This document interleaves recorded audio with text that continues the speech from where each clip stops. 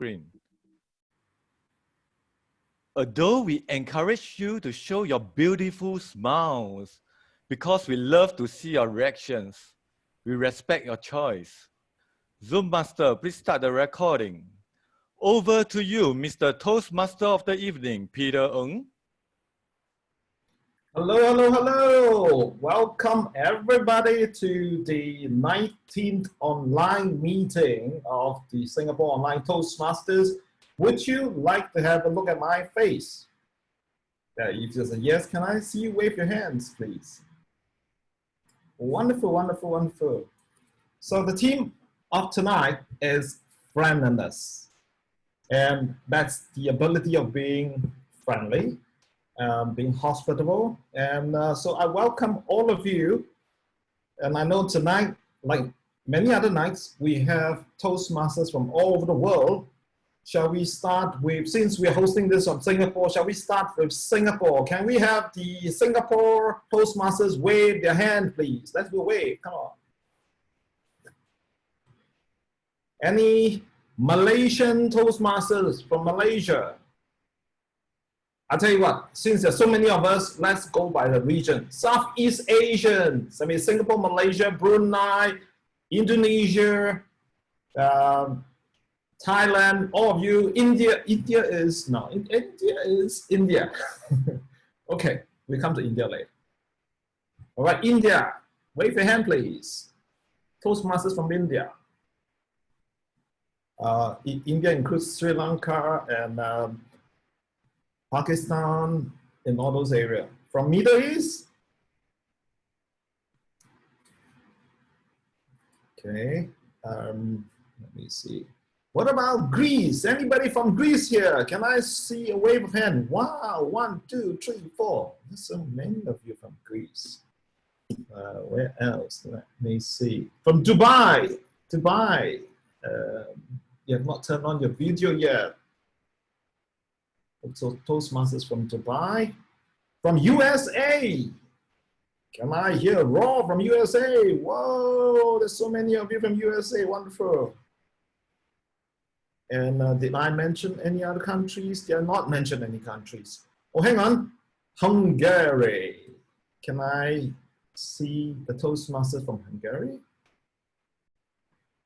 Hungary, where are you? Okay, yes, she clapped her hand, yes. I guess she's not.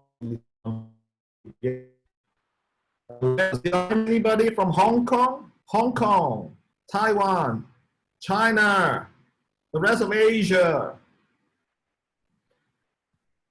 from Europe. Okay, I think I've covered everybody, haven't I? If I have not covered anybody, can you just wave and so I know? Oh, from Aussie, Australia. All right, Buckley, welcome, welcome, welcome. All right, the theme of tonight is friendliness. Let's get friendly with each other. And before that, we need to have, we're going to kick off tonight's program with our table topics. Table topic master, are you already in the meeting? Can I see the table topic? Oh yes, Panos, wonderful. One of my favorite table topic master. Interesting. Do we have the president's address tonight? Because I don't see it in the program schedule. Willie, you wave your hand, so I guess you're passing on for members to speak more. So how generous and how friendly is our... No. We're going to start. Oh, you're going to start them? Okay. Shall we have our president deliver his president's address? Let me look for his title. Yes, president's address, please.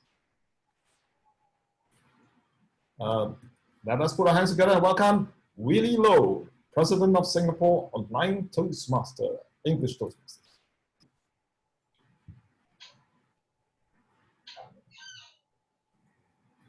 Good evening, good morning, good evening, good afternoon, good evening, and tonight to all Toastmasters throughout the whole world and guests, no Toastmasters. The theme of the culture. Many factors influence a club's success, namely membership numbers, renewal rates, and educational achievements, for example. But an intangible and often overlooked factor may be the most essential contributor to a club's long-term success. What is that? Culture. What is culture? It refers to the club environment, the blend of locations, members' value, custom, and practice. The easier way to describe it is to say it's the way we do things around here. Culture can be easier felt than measured, yet it's what causes members to remain active in your clubs. It's a magnet that attracts guests to come back and join. Is it the time to take the path of your club culture? I can see Toastmasters that are the old, the senior citizen,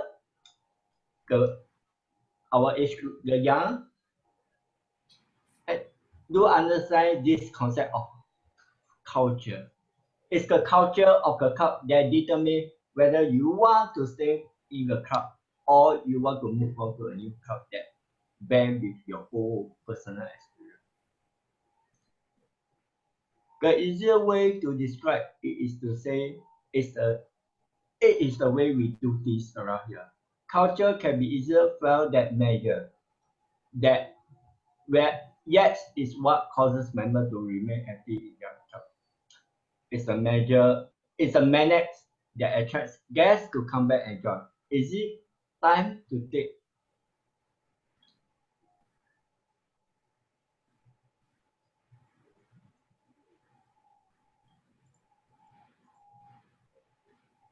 Mr. President, are you handing the time back to me? Not yet. No, I'm almost done. Clubs Thank you. that mute differences, overlook members, and pay favorites automatically lose out. This was told by a past District 59 governor for continental Europe, where understanding the value of diversity. A member of several clubs in Paris, France, she viewed district conferences, speech contests, and clubs with cultural diversity as an opportunity to mingle with people from many backgrounds, culture, and religion. Singapore Online Club is only 5 months old, since November 2019. We did one thing together with other online clubs do. We bank culture. We have people. We have members for all over the world, for Asia, Singapore, Hong Kong, India. For people in the Europe, Greece, London. For people in the US, that we have. And today, every meeting since the COVID-19 have helped us to reach out to Toastmasters around the world, like you, who have came to attend our chapter meeting every Friday. Be up fair. I can see familiar faces. Muchi, Larry, I see so many familiar faces. This is the culture of the Singapore Online Toastmasters Club. We are a young club. But one thing special about the Singapore Online Club, I will tell you the secret at the end of this meeting. Over back to you, Toastmaster of the day. Thank you, thank you, thank you. Everybody clap for our president, Willie Low.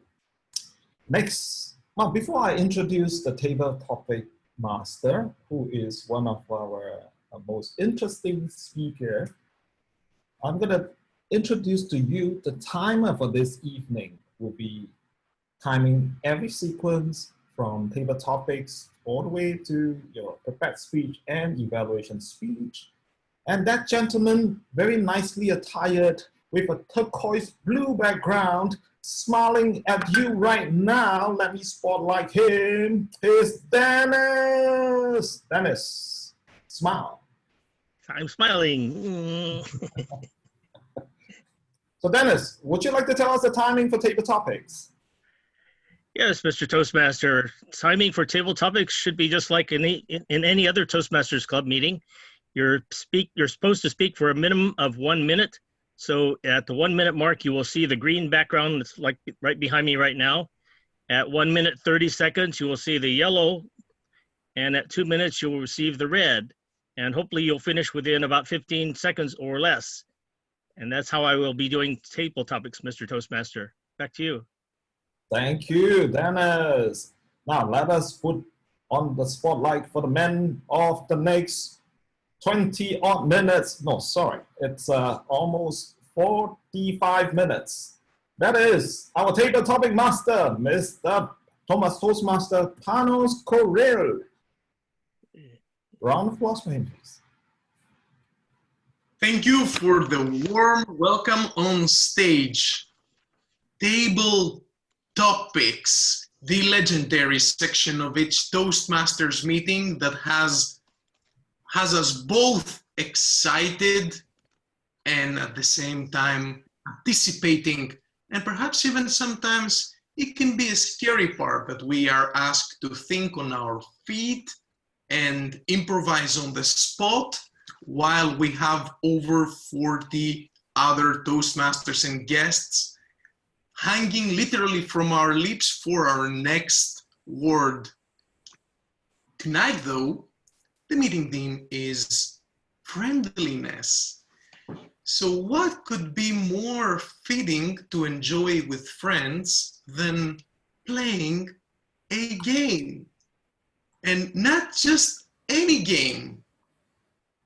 Ladies and gentlemen, there is a game called the rhetoric game. And I personally love it, and it is a pleasure to be introducing this to you tonight. So what we're gonna do, we're gonna follow the following structure. I'm gonna be sharing a screen with the game so that you will all get to see the board of the game. Now, I ask all of you to locate the speaker view so that you can be maximizing the screen real estate for each table topic speaker. But before we do that, the game asks for 8 players. So the first 8 Toastmasters or guests that will write their name in the chat. Now, don't raise your hand. Write your name in the chat. It's going to be the first 8 names. So I'm sharing the board and I will start with Joy and go 8 names and then take 8 more after that, okay? So let's do the technical part now. Give me a... Peter, could you mute your microphone, please? All right. What?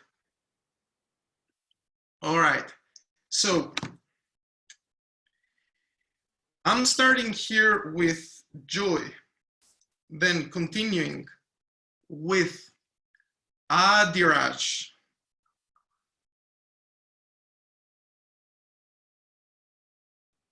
then Vikarna. Now, all of you gotta stay in the room because as soon as the game starts, Min, all right. As soon as the game starts, you will be randomly assigned your speaking spot as if it was a real game. Clifton. 2 more to go. Hemant. And then Tess. We're gonna start round 2 from Joanne. So this is the time for a thumbs up. Give me a thumbs up if you all see the board. Do you all see the board? Okay, so keep in mind that as soon as the game starts, I will be giving you some more instructions. So let's start the game, which is coming up now. Ladies and gentlemen, welcome to the public speaking game, rhetoric, the public speaking game. First one to go is Clifton. No, is Clifton in the room? Can we have a quick sound check with Clifton?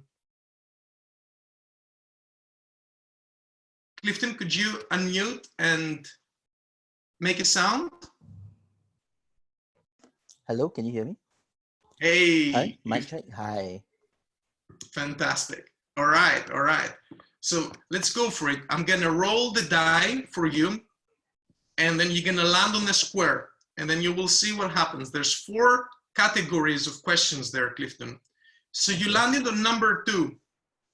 So in a real setting where there's 8 friends playing, either in person or in a online meeting, any other player can ask you a question. Now, since I'm the table topics master tonight, I will be asking you a question based on the meeting theme. Clifton, before I ask you the question, I will tell you that there will be a structure coming right after, okay? So let me click on this and you can roll the wheel of structure. So I'm rolling the wheel for you. So you can choose. Choice means a free structure. You can see the rest. They are like pros and cons and 1, 2, 3 things that we do in Toastmasters. I see you are TM Clifton, so you know you're familiar with these. So you have a free choice of structure. Clifton, as soon as I give you the question and I click on OK, there's gonna be 60 seconds counting backwards, which cover the minimum time. Now you're still gonna be timed by our timer, Dennis, so you can do a table topic by your choice of length, but there will be a minimum time there counting backwards, and that's the same for all players. Clifton, we would like to know about your first friend, the first friend that you ever made in your life. Toastmaster Clifton. All right, can I start? Mm-hmm. Do you want to choose a structure? Okay, I'm gonna go with past, present, and future. Perfect.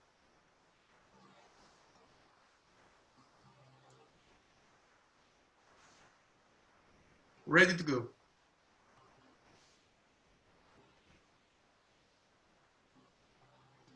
The stage is yours.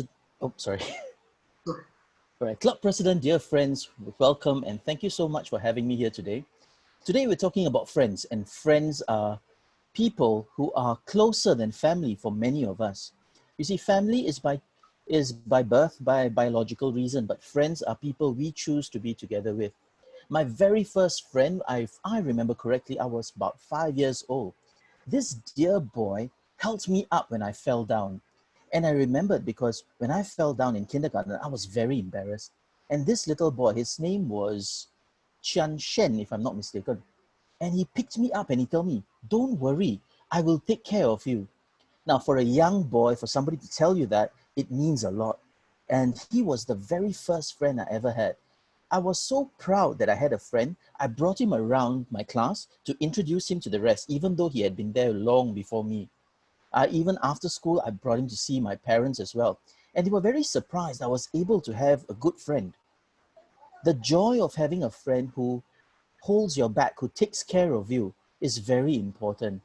It gave me a lesson, and which is why I'm in Toastmasters today as well. When I support others to create their own dreams of speaking better or being better leaders, it makes me feel that I am that good friend as well. Over to you, Toastmaster, Table Topics Master.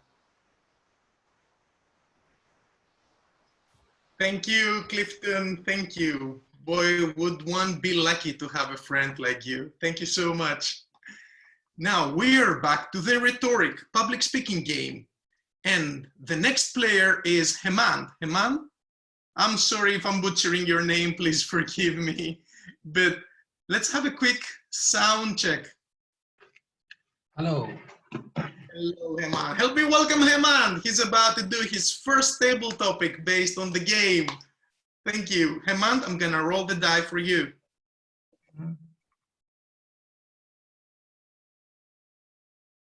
And you've landed on a reflection. Now, in a real life setting, a reflection means a free topic, means talking about anything. Now, you can choose to do that tonight as well, to do a table topic without a topic, or I could ask you a question based on the meeting theme. It's really up to you. You Okay, want to get the... I'll talk. Yes? I'll go with anything, whatever comes to my mind. Okay, then Heman, for a freestyle table topic, the stage is yours. Okay, so what could be the table topic I can speak today in today's world? I think that the today's world that we have, I think biggest topic is the COVID, which is going on. And if you look at the situation a few weeks back, the world looks totally different. But today the world looks very different. So is this a time where half of the world or more than half is under lockdown? So isn't it a good time for us to relax and reflect and see the things, the possessions that we think is so important, how small they are? So I think this is a good time for us to spend a quality time to re-energize ourselves, to know about the things, re-establish our relationship with the other things, physical positions, or maybe the relationships, or maybe the things that we hold dear to our heart. So I think this is a silver lining coming out of this pandemic, which we should use it for the betterment for our own. Thank you. Back to you, Toastmaster, table topic master. Sorry. Thank you for introducing such a hopeful message to all of us, Hemant. We're moving on to Toastmaster Lee. Lee, are you in the room? Can we have a quick sound check before rolling the die for you? Hi, Table Topics Master. I'm here. Lee, can't wait for your table topic. That spirit among Toastmasters friends. Lee, I'm rolling the die for you. Wow, you got a 6. Now we're going for a new category. This is the topic category. You're gonna get one word and then you will make a choice of a structure. Lee, your topic is stars. And then you get to choose the way you would like to approach your topic. Ramping up the challenge level, you get to choose to tell a story, use a quote, evoke the senses, draw an analogy, use humor, or give us a call to action. Make a choice of a field. Tell a story, please, Table Topics Master. Story. Lee. Stars. Lee, stage is yours. Thank you, Table Topics Master, fellow Toastmasters, ladies and gentlemen. Stars. When we hear the word stars, we think of all sorts. There are movie stars, and there are also stars that twinkle up in the sky. I'd like to share with you a story about stars that twinkle up in the sky. I live in regional Australia, and with that comes kangaroos in my backyard, snakes in my backyard, as well as foxes. The other good thing that we have is large backyards, which means I'm able to do camping without even leaving my house. A few nights ago, I was looking at the stars. Having been in isolation for 4 weeks now, we had no choice. We can either just go up to the road for shopping center. I couldn't even buy toilet papers yet. But I have a choice of gazing up at the stars. And that was what I did 2 nights ago. I took out my tent, I put it out in my backyard, and I had even the little portable kerosene container so I could cook and feel the air. Ladies and gentlemen, it doesn't matter where you are or what the situation you're in. You can always gaze at the stars. Back to you, Mr. Table Topics Master. Woohoo! Lee, you've inspired me. I know what I'm gonna be doing tonight. I'm gonna be going out there and gazing at the full Milky Way. Thank you for this, Lee. All the way from Australia to Singapore with a table topics master from Greece and District 109. Isn't this amazing? Now let's move on to our next table topic speaker, who is gonna be Vikarna. And again, please forgive me if I'm mispronouncing any names. I am only learning to be a citizen of the world myself. Vikarna, can we have a quick sound check before I give you your topic? Sure, Panos. Hopefully you can hear me. And don't worry, you're not butchering my name. You got it. Don't worry. It's all good.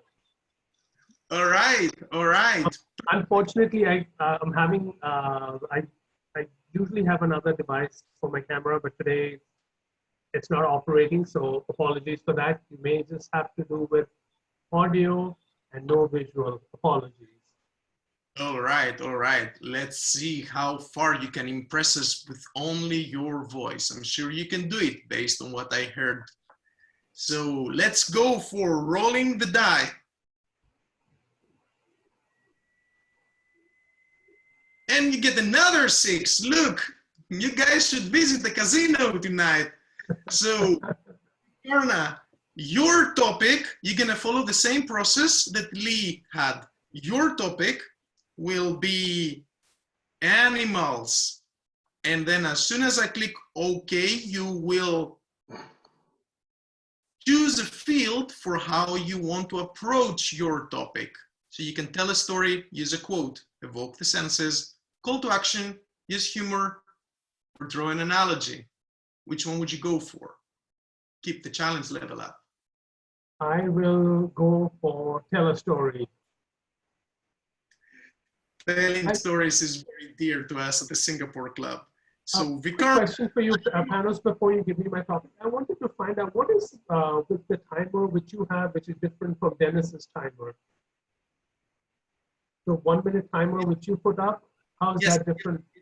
This is an excellent question. Thank you for asking. So the rhetoric game itself gives you a countdown for the minimum time of 1 minute. So table topics, we have a minimum time of speaking for 1 minute. But then you can go over that, and our timer tonight, Toastmaster Dennis, will be providing you with your accurate time.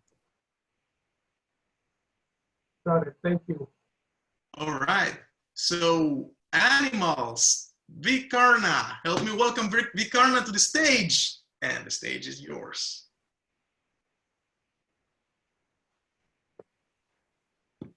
Thinking about animals, I can only think about folk stories. Now, I don't know if any of you know this, but folk stories always have animals in them. They may have a human element, but they will have an animal always. And when I talk about folk stories, I'm talking about stories such as the hare and the turtle, the fox who said sour grapes. All those are folk stories which have an animal behind them. Most of these stories always also have a moral behind them. Why were animals chosen? Well, it's kind of hard to answer that question because some of these authors who were based long ago when they actually began educating people about morals, they decided an animal would work universally. Talking about animals, I'm going to share with you in the next 45 seconds my favorite animal. I love dogs. I have grown up with dogs. When I go out for a walk and if I see a dog, I can't help but go towards the dog and pet him or play with him or her. Most of these dogs actually pick up on that, and they are also reciprocative towards you. They will wag their tail, they will greet you, and believe it or not, they actually start recognizing you later on. If you meet them a couple of weeks later, they will still recognize you. Animals actually have a great sense of memory. I actually can't see Dennis, so I better start wrapping up. all I got to say is all animals, whether they are horses, dogs, bears, tigers, they're all wonderful. And I give all my love to all the animals. Back to you, Table Topic Master. Thank you, Vikarna. Thank you. You reminded me of a beautiful phrase I heard once, and it goes like this. Dogs look at man the same way as man looks at God. So it's a beautiful, beautiful picture you painted for us, that dogs are man's best friend. And with a little bit of training, man can also be dog's best friend. Let's all think about that. Now we're gonna move on to the next speaker, which is Min. Min, can we have a quick sound check before I roll the dice for you? Can you hear me? Yes, hello, welcome to the stage, Min. You're about to play the return game, fantastic. So let me roll the die for you.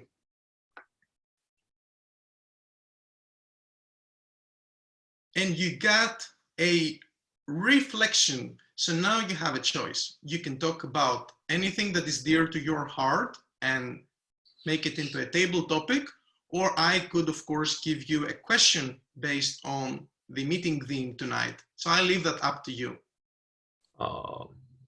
Can you help ask a question to me? Yes, with pleasure. Min, tell us about the first birthday party that you had with friends. Do you remember it, and how was it? The best birthday party you had with friends, Toastmaster Min.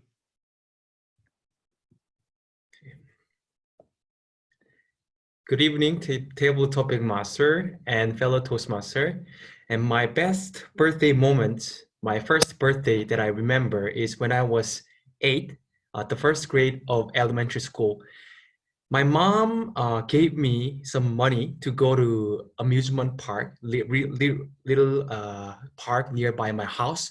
And then I brought 7 of my friends who I still keep in touch, and then we still hang out. And we went to the amusement park, but we met a bully and then like a middle school student. So we got kind of robbed. And then I lost all the money my mom gave it to me to celebrate my birthday. It was painful. And then some of my friends got beaten by the bully because we kind of resist at first. But looking back at that experience now, like we really kind of enjoy that experience. At that moment, we experienced some pain, physical pain, mental pain, that like we lost our money and then we got bullied, we got beaten. But now looking back at it, like, oh, it was meant for the greater good, for our like forever friendship. So we drink these days to this kind of funny and interesting event.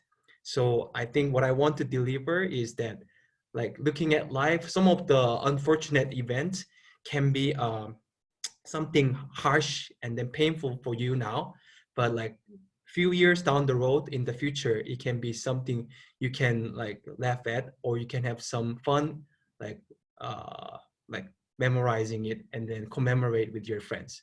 Back to you, Table Topic Master. Thank you so much, Toastmaster Min. Looking back, wow. A friend of mine used to say, years teach you things. And it's incredible to see how years, in your case, taught you to look on the positive. Thank you so much for your table topic, Toastmaster Min. Now we're moving on to Joy. Joy, let's have a quick sound check. Are you there? Yep, I'm here. Perfect, perfect. Are you looking forward to your table topic? Yes. Joy, are you perfect? Let me roll the die for you. What? 1. one, you got a topic card, and your topic will be transportation. Transportation. Now, together with that, you can choose a field to challenge yourself to structure your table topic according to a field. Okay. I think I'm gonna tell a story. Stories are popular in the Singapore club tonight. Toastmaster Joy, transportation, transportation. Toastmaster Joy, the stage is yours. Hi everyone, my name is Choi and I come from Hong Kong. So those of you that have been to Hong Kong might know that we have a really cool transportation system. People say when you live in Hong Kong, you just don't need a car because our underground subway system is so great. We have so many buses, so many things moving around. But the reasons why the transportation system in Hong Kong is so close to my heart is because it's what unites me with friends. It's like I can just go underneath my house and I can see one of my friends. I can cross the harbor and I'll be at my university. In fact, there's a story I shared one of my speeches where I was asked to do art assignment and people to draw around life. So my class, everybody just drew like a carrot, plants. I drew an MTR station because that's what underground life means to me. And that's why I love Hong Kong's transportation system so much, and I'm super grateful. That's why when I go to overseas countries, I went to Milan or exchange years back, and I love the food, I love the people, I love the there's so much that can never replace, and that's Hong Kong's subway system. Back to you, tabletop sponsor. Thank you, Joy. And it's a rare occasion, Toastmaster Joy, to connect transportation and gratitude. You're living proof that gratitude is an intention. It's not something that happens to us. It's something that we choose to experience. And apologies for starting the timing late on screen. I do hope that all speakers are locating the official timer, which is Dennis, written timer in the background, who also changes the timing cards and the timing colors, because this is only the minimum timing from within the game itself. And again, many thanks to Joy as we move on to Tess. Can we have a quick sound check, Tess? Over here. Perfect. Tess, you're about to play the rhetoric game. I'm rolling the die for you. All right. And another 6. Oh, this is incredible. This is incredible.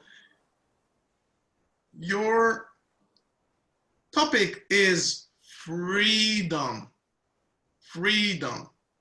And then you choose a field to structure your table topic around. I'll choose use a code for a change. For a change. We like change. The club is all about change.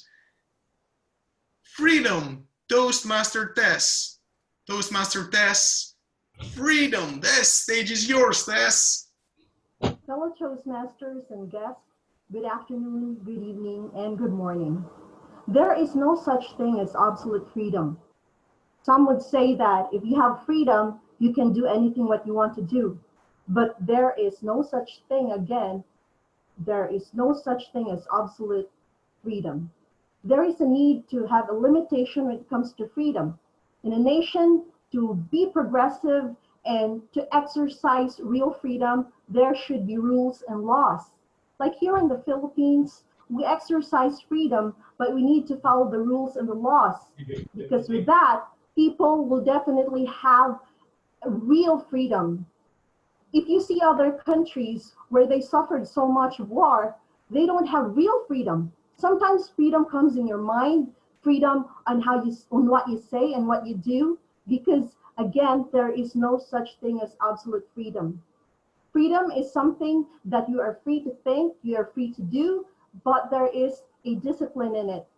Because without any responsibility, when you talk about freedom, one should know who are you and what is your accountability as a citizen of a country. As I can see, we belong in one universe here on earth, and we need to exercise freedom. We need to respect the freedom of animals like we experience right now. We experience COVID, a pandemic, because of the use of our freedom of wildlife. People just don't care what they eat. They don't respect animals. And we need to exercise a freedom to respect to wildlife and nature. Thank you so much.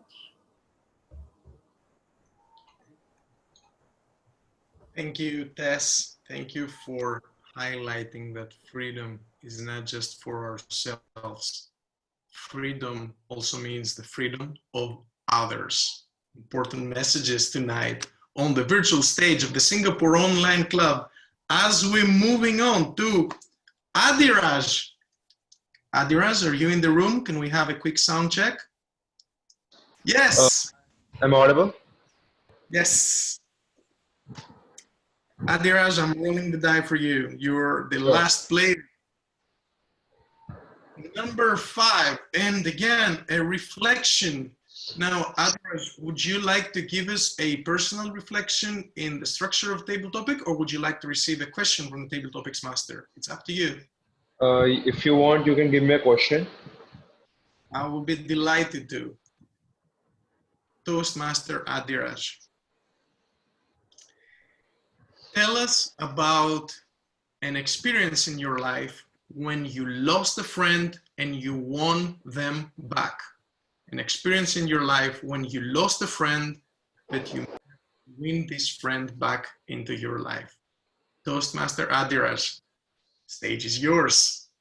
Okay, so 2 years back, my best friend and I broke up due to unfortunate reasons. So basically, I made this friend through the internet, right? So something happened, we fought, and it was all my fault for sure because I was being a drama queen. And he was very patient with me throughout, but that was too much for him to handle as well. And I cannot blame him. When I get moody, I just lost it. And so we broke up, and it took around 3 months since he contacted me back. And he called me, and when he called me, I decided to let it all go. I told him everything about my life, about my past, how it all happened, and why at that particular moment I got so angry at him. It wasn't his fault, it was all my fault, but I decided to let it all go. I let my ego aside, and I told him that I want him back in my life. His name is Akshat. So he understood everything. The best thing about him is he understands me, he gets me. That's why he's my best friend today. And once I told him everything, he decided to let it all go. It was hard for him. If I was in his place, I wouldn't have let it go. But he is a good friend. He understands me, he gets me, so he let it all go. And that's how I got him back. And I'm really grateful for him that he is my friend. And I couldn't have asked for more. For a friend like him, when you get a friend like him, you should not lose him. You should not let your ego get in between your friendship. And this is advice for all of you. If you get a friend like him, like I do not let him go. Under any circumstances, do not let him go. So that's my story. That's my personal story. Back to the tabletop masters of the day. They never ask for the introduction. Thank you. Thank you, Adiraj. I just see all before that. Sometimes we need to go back and tell our friends how much you can get in our lives. That's all. I hear a little bit of noise in the background. Okay, noise is gone. Look at that. Technology, loving it.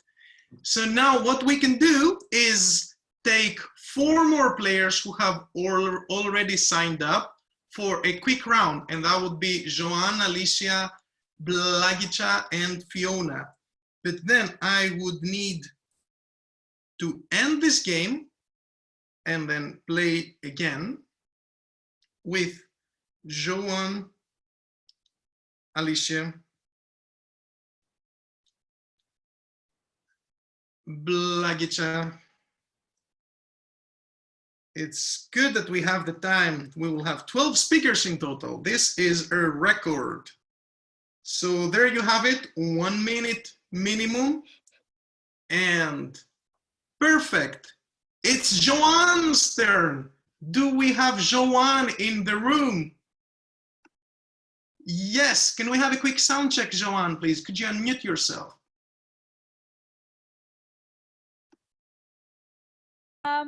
Can you hear me now? I'm sorry. Can you hear me now? Yes. Yes. Joanne, Okay. are you ready to play your first? Yeah, I'm Joan. Yeah, I'm ready to play it.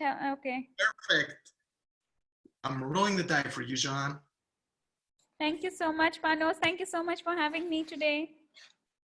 Always a pleasure. Joanne, you have landed on a question, so I will be asking a question. Yes, please ask me questions. There is a quote, Toastmaster Joanne, that says, if you want to have a friend, then be a friend. If you want to have a friend, then be a friend. What does this quote mean to you personally? Toastmaster Joanne, if you want to have a friend, then be a friend. The stage is yours. President Willie, fellow Toastmasters and guests, thank you so much for giving me this opportunity to speak today. I truly believe in this, that if you want a friend, you have to be a friend. Now, what does this mean to me? It means to me a lot.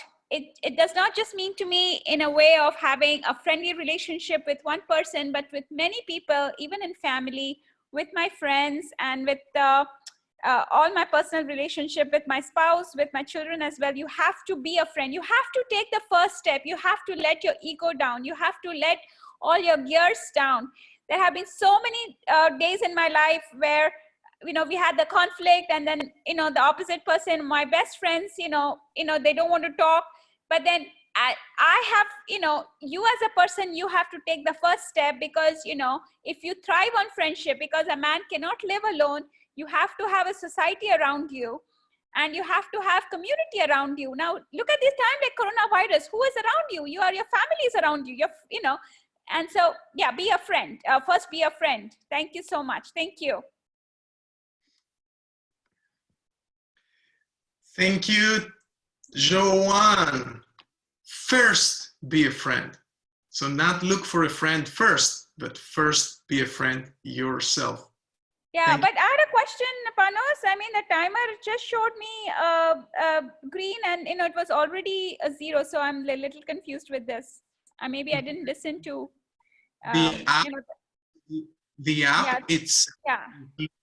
Includes a minimum timing. So the app counts 1 minute as a minimum timing for the table topic. So in a way, when we are playing in a different setting, for example, using a tablet with a group of friends, then we don't need a timer, because the app is doing the timing. But today we get a more accurate timing. Like now you had 1 minute and 10 seconds by our meetings timer, Dennis. So please treat the timing within the app as an indication. That's why it goes down to 0. You have covered the minimum time for a table topic, and then you can continue your topic. Okay. Now it is Fiona's turn. Fiona, can we have a sound check? Fiona's in the room, ladies and gentlemen. All right. Fiona or Viona? Sorry. Viona? Okay, so it's right for me. I guess it's you. Again, apologies for mispronouncing names. Appears my bad. For mispronouncing words. So Viona, I'm rolling the die for you. And it's again a question. So here is your question. You are considering throwing a surprise party for your best friend Tell us how this party is going to look. Fiona, you're about to throw a surprise party for your friend. Tell us about this surprise party. The stage is yours. Okay, as a surprise party organizer, I suppose I have to, first thing I need to make sure is the value. I need to decide the value to her taste. I want to assume this surprise party is for my best friend, like Konji. I nickname her. She likes anything romantic. I would like to make the value at a beach. Then, second, I have to arrange all the guest list. What kind of people will be there? Of course, all our friends must be there. We have this kind of small group, like 3 or 4 people. We often join together for hot party. So for this coming surprise party, I have to take them in with me and help me organize something else. Third, I want to order some really fresh bouquet for her because she's still single now. I hope I would surprise her by welcoming her with a bouquet of roses and lilies. Anyway, anything would cater to her needs to surprise her, as the topic suppose implies, right? And lastly, I would like to order some sweets or desserts. She likes cake. She's a foodie, like really foodie. She has a tooth full of sweets. I want to spoil her like a little daughter, like a father will do to his little daughter. Even I am his best, I am her best friend. I could be the patron to spoil her. Okay, finally, I suppose I want everyone to be secret, to be kind of keep this surprise party as a secret. Don't let her know before it happens, okay? Thank you very much. Thank you, Fiona. I admit, if I was ever thrown a surprise party again, I so wish you would be the one organizing. You had flowers and food and everything. It sounds like such a delight. Now we'll move on to Blagica. I hope I'm pronouncing this right. Blagica. Is Blagica in the room? Yeah, I'm here. Perfect. Great. Let me roll the die for you, Blagica. Okay.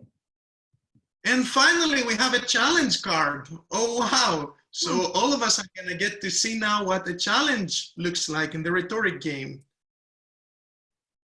Your table topics question now is, your audience is a group of 6-year-olds. Tell them an inspiring story. Your audience is a group of 6-year-olds. Tell them an inspiring story. Toastmaster Blagica, the stage is yours. Thank you.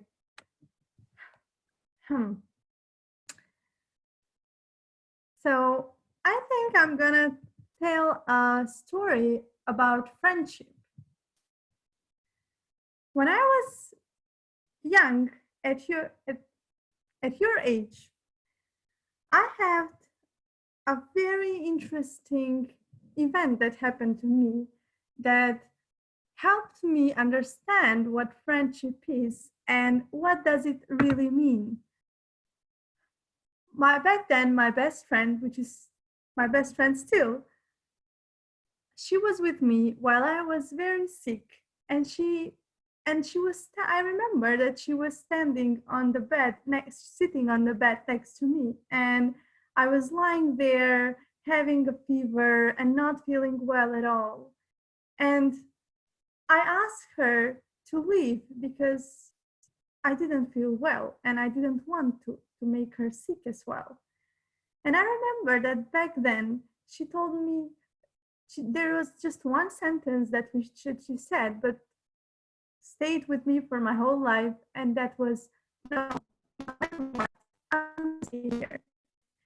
And such a sign of friendship that today, until this day, I still remember it, and it still means a lot to me. So I think to you, my dear 6-year-old, I'm not telling you that, and showing that you are friends in the most difficult situations of someone is what will have success in the future. So that would be back to you, Table Topics Master. Thank you, Blagicha, for letting my 6-year-old self know that tough times will come, but friendships also last during those tough times. Thank you so much for your message. We will move on to the last speaker of this round, which is Alicia. Alicia, are you in the room? Can we have a quick sound check? Yes, I'm here. All right. Alicia, I'm rolling the die for you. And you got a reflection, Alicia, so you can talk about something that is dear to your heart on your own and structure it like a table topic, or I could ask you a question.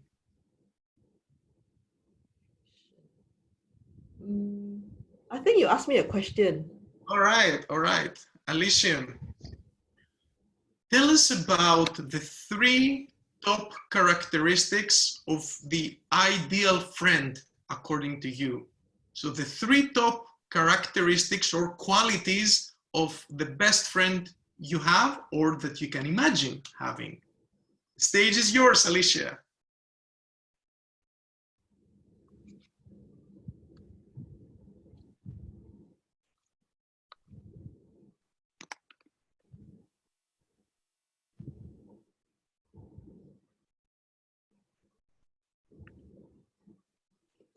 All right. A very good evening to Club President, Singapore online members, Toastmasters and guests. The question that Table Topic Master Panos has given to me is what's the top 3 qualities of the friend that I look for, right? For me, I value friendship,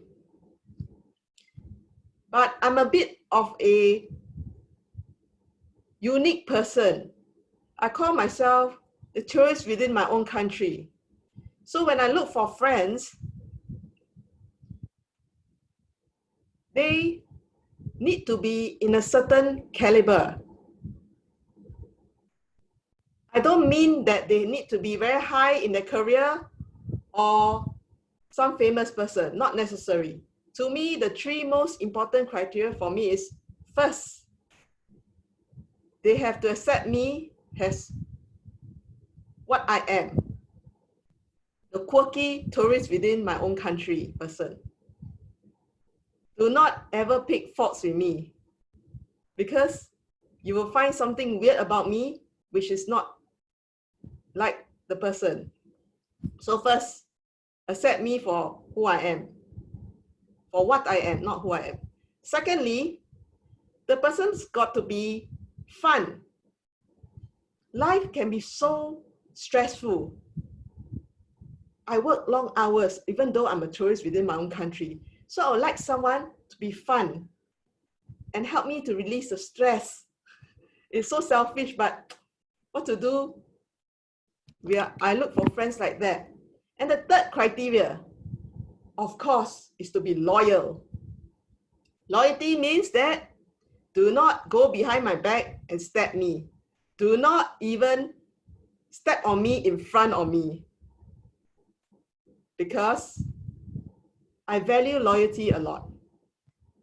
If you are going to be talking behind my back or stabbing in front of me, then you're not a true friend. I appreciate comments, but not the negativity that will bring it in. So in all, the three qualities that I look for in my friends are acceptance of me. Secondly, fun. Thirdly, loyalty. These are the three things I look for. But even though I look for these three things, I will also try to be a friend to them. So it's not just a one-way track looking for people with these three qualities, but actually I have more qualities. But since Table Topic Master asked me for the top three, I could think of narrow down to this major top three. Back to you, Table Topic Master. Wow, wow. Toastmaster Alicia, I asked you for a table topic and I got a life lesson. Thank you so much for your inspiring contribution and as tonight's last speaker in our round of table topics. Now, I would like to thank all of you and let's all give a warm round of applause. Come on, make it count. Come on. Yeah, let me see those hands. That is amazing. Incredible. Thank you. We've had 12 speakers.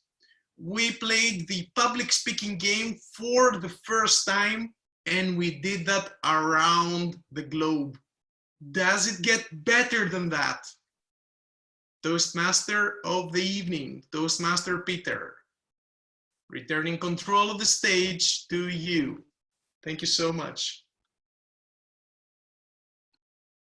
Thank you, thank you, thank you. Thank you, Table Topic Master, Panos.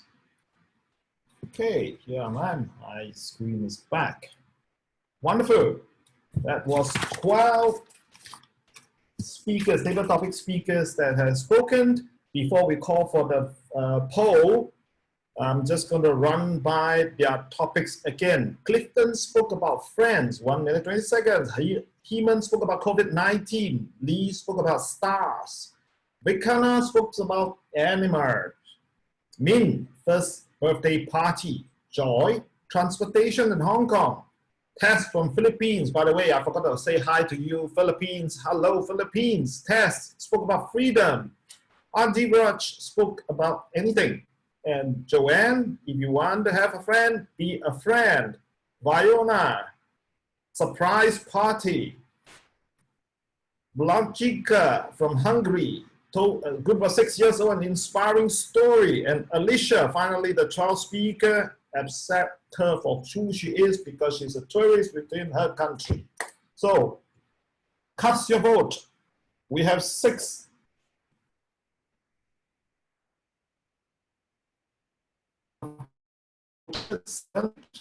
You should be able to look at the screen and you should be looking at the poll right in front of you. Click on your most favorite table topic speaker for their topics, not how they look, right? And vote for the best speech of the evening, table topic speech of the evening. 40% of you have voted. I will wait for another 30 seconds. As long as we hit more than 50% voted, we will end the poll, all right? In the meantime, can the next segment of the evening, which is the prepared speech segment, can, hang on, let me remove the timing on my face. Otherwise, you are looking at the timing on my face. I'm going to remove that. Okay, good. Speaker number 1 will be Naveen. Naveen, please get ready. In fact, ready to introduce yourself because I did not receive your self-introduction unless you I thought we were supposed to go for a break first, right? Yes. In terms of timing-wise, supposed to go for a break. Now, let me see it. Let me check the timing again.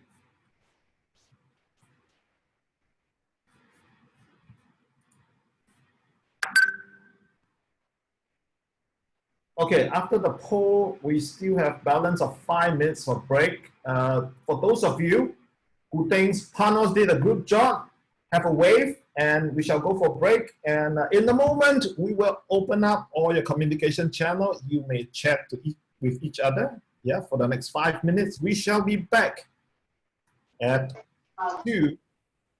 22:11, which is about 6 minutes from now. Okay? Those who need to go for your toilet break. Your drinks break, your drink break. Okay, see you in 6 minutes. Ask you to absent.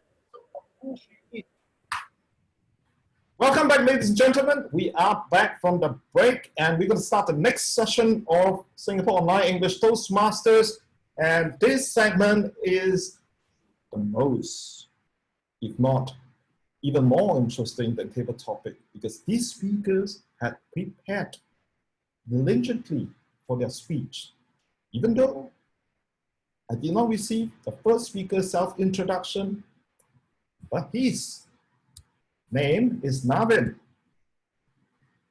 Navin is going to attempt the project Engaging Humor for Researching and Presentation, and the topic is the brightest flames burns the fastest. Now we are going to adopt the practice of not introducing the evaluator until the evaluators speak at the evaluation segment. So for this, our speaker needs to research and present an unfamiliar topic, organize speech clearly to maximize audience understanding, craft clear, engaging transition between main section of your speech, use and cite sources to support each content, make source list available. All right, Evaluator 1, if you are online, can you show us a wave of hand? Evaluator 1. I need to be online before we get the speaker to speak. Project Evaluator 1. Hey, welcome, Toastmaster Diane Law. Wonderful. Navin, take it away. Navin is the gentleman with the Oh, you cut your hair. Sorry, I cannot introduce you as a John Travolta hairstyle. Navin, over to you.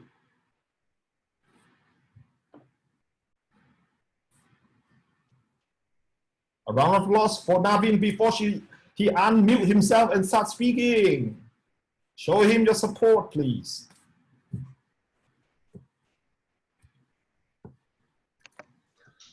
Hey, good evening, everyone.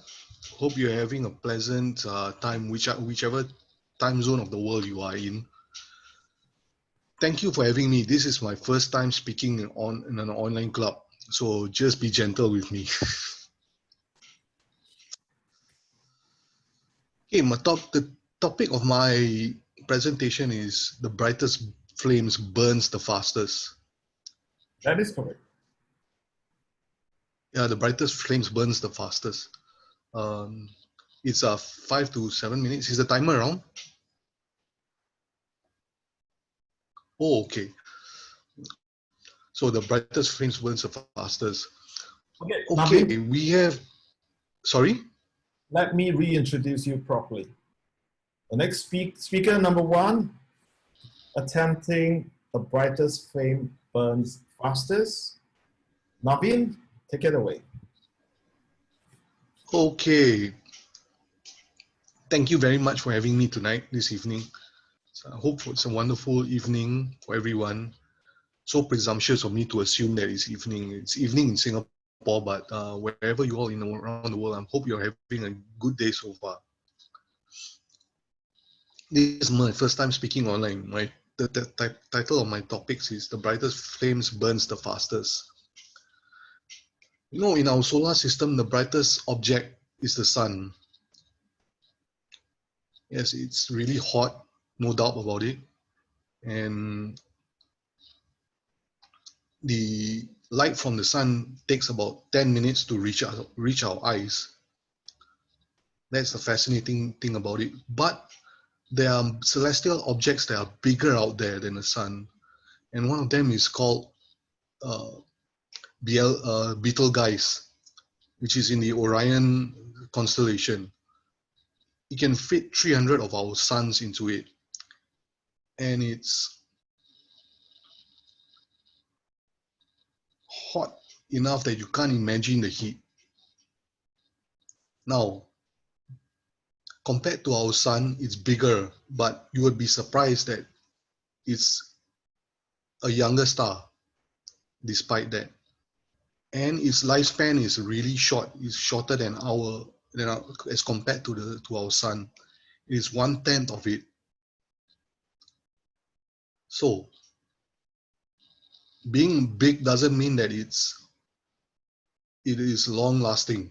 In fact, this star would die out in a couple more million years as compared to our sun, which has only about 50% of its life done.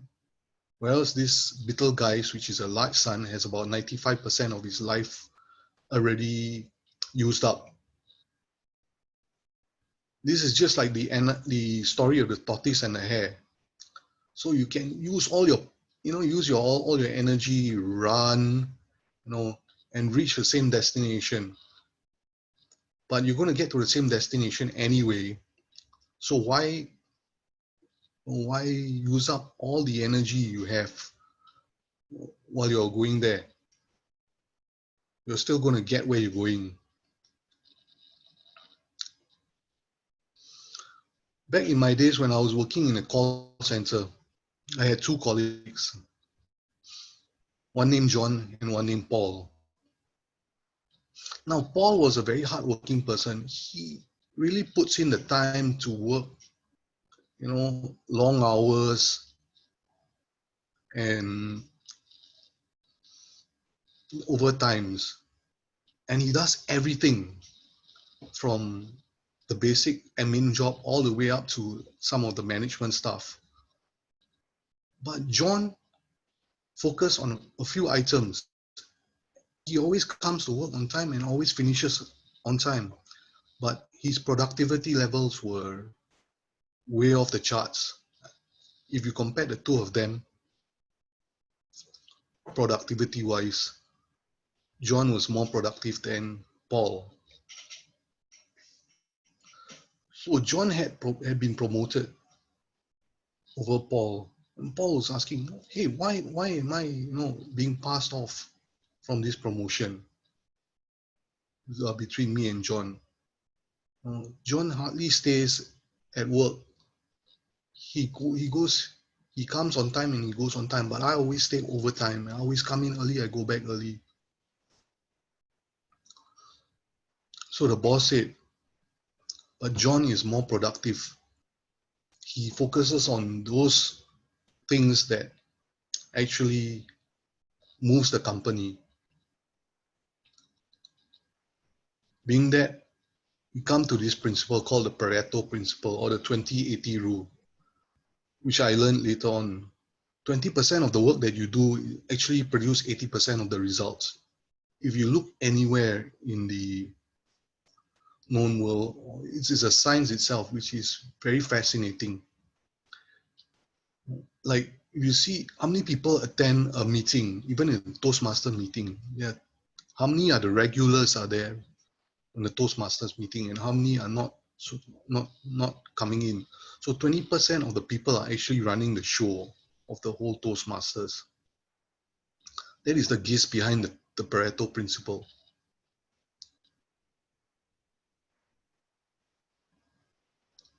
Yes.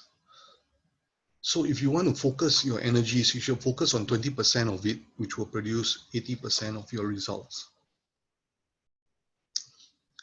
Being that we have to first find which are the 20% of that. If it's like you're selling a product, you have 100% of your product, but which has 20% of it is selling well. So you have to use that 20% to sell it. That's all I have. Over to you, over to you, Toastmasters of the evening. Peter. Thank you, Navin, on his topic.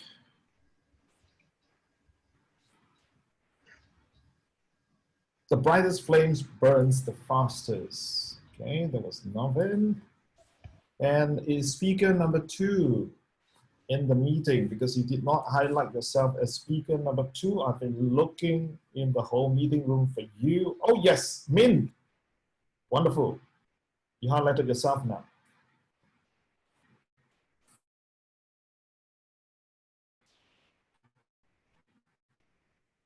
Min. Speaker number 2, Toastmaster Min, will be speaking about mentors in my life. His topic is engaging humor. Number 3, introduction to Toastmasters mentoring. Time is 5 minutes, 7 minutes. Present a speech about a time when being a protege. Share the impact and importance of having a mentor.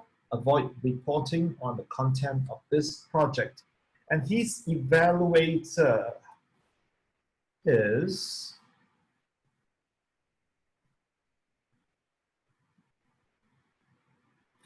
Evaluator 2. You have not highlighted yourself. Is Evaluator 2 in the meeting? If you are, can you wave your hand at me? Evaluator 2. Evaluator 2. Are you in the meeting yet? Hakim. Hakim, turn on your video. Hey, I saw you now. Hakim, are you in the meeting? Unmute. Sure. Okay, wonderful. Hakim is in. Let us welcome speaker number 2, Toastmaster Min. His topic is mentors in my life. Toastmaster Min, take it away. A round of applause for him, please.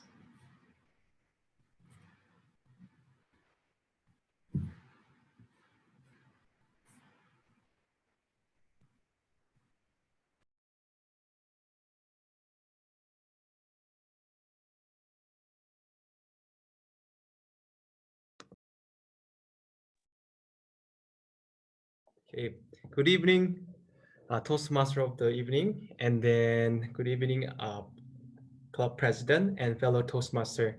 Okay, for those of you who don't know me, I am Hyungmin from South Korea. Yeah, I work in Singapore. I have been living in Singapore for around 3 years and a half. Okay. Okay, then without further ado, I will start my speech.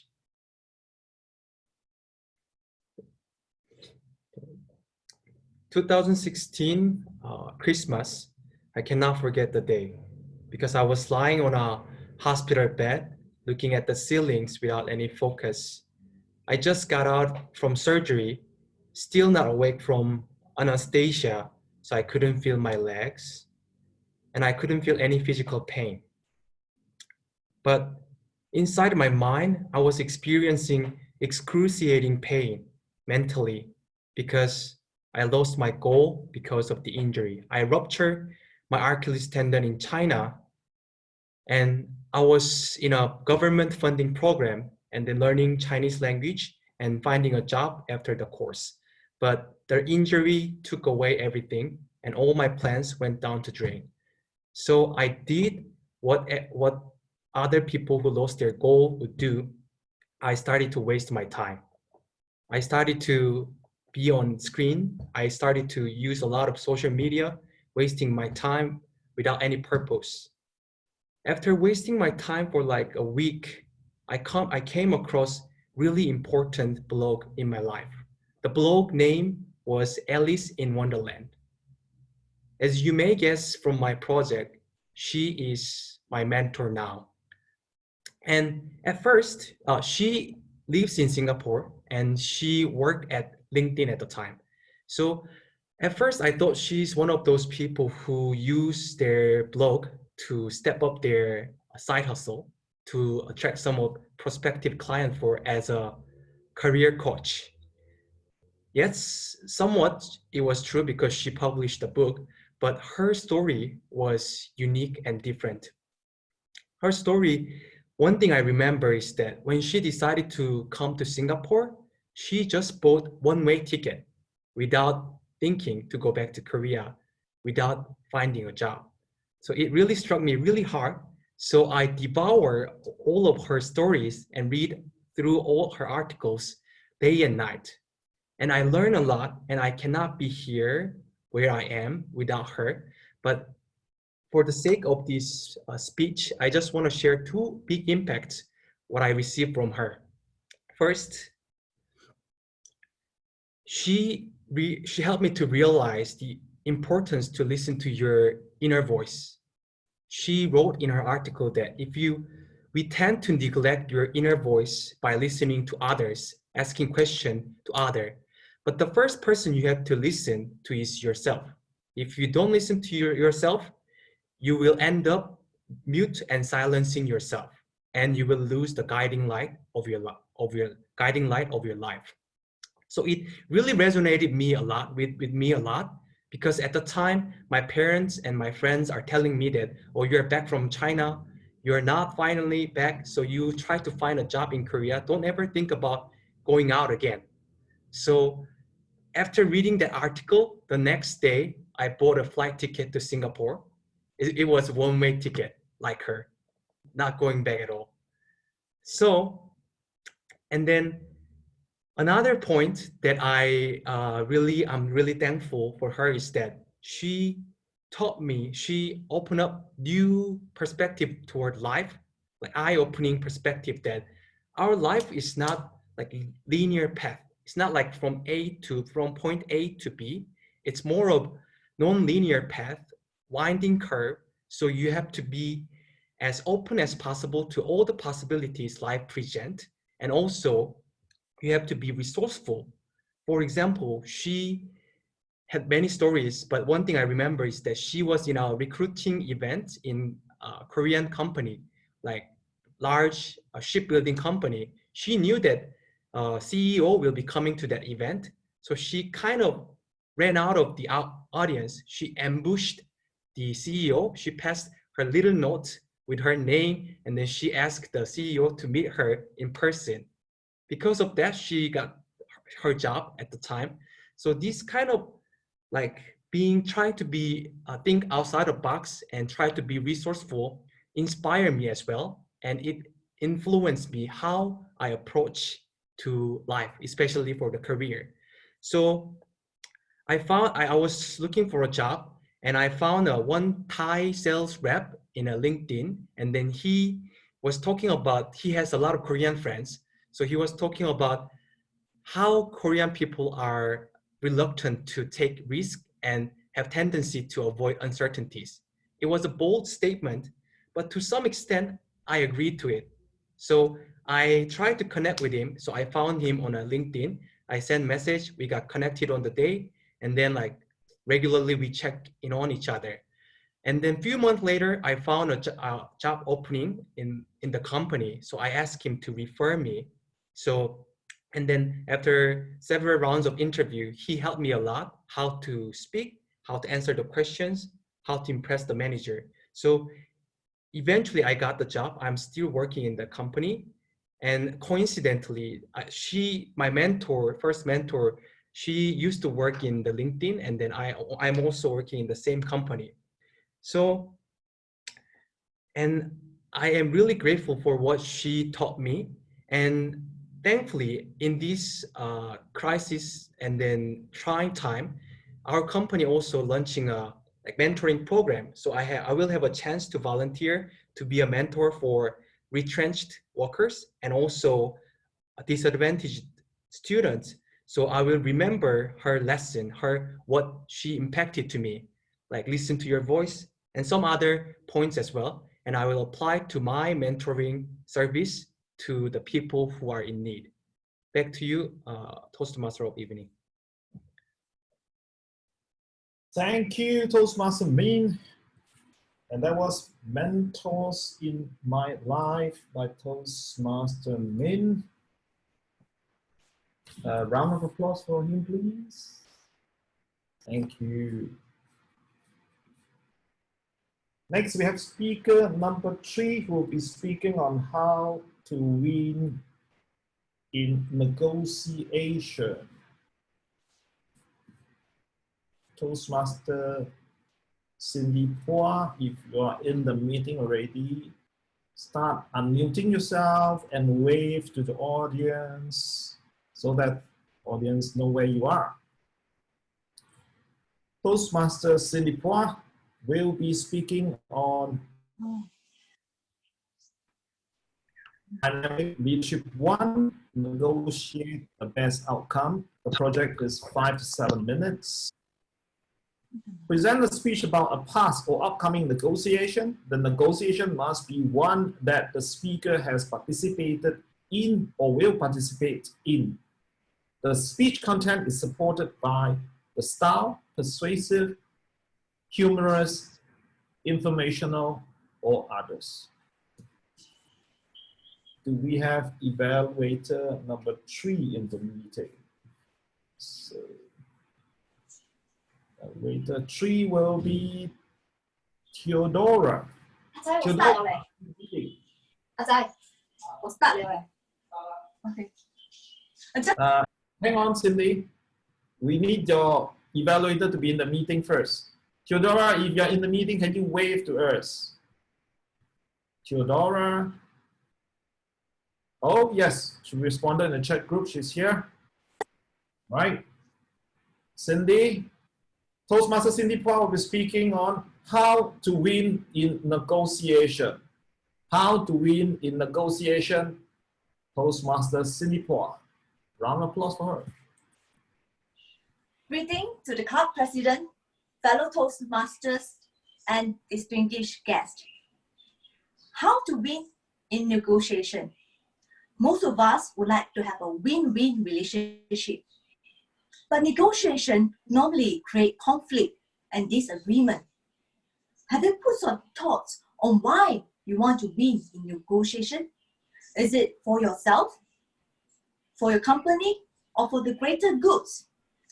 Let me share with you 3 tips in winning negotiation. Tips number 1, be focused. When you are focused, you will be objective. You know your aim.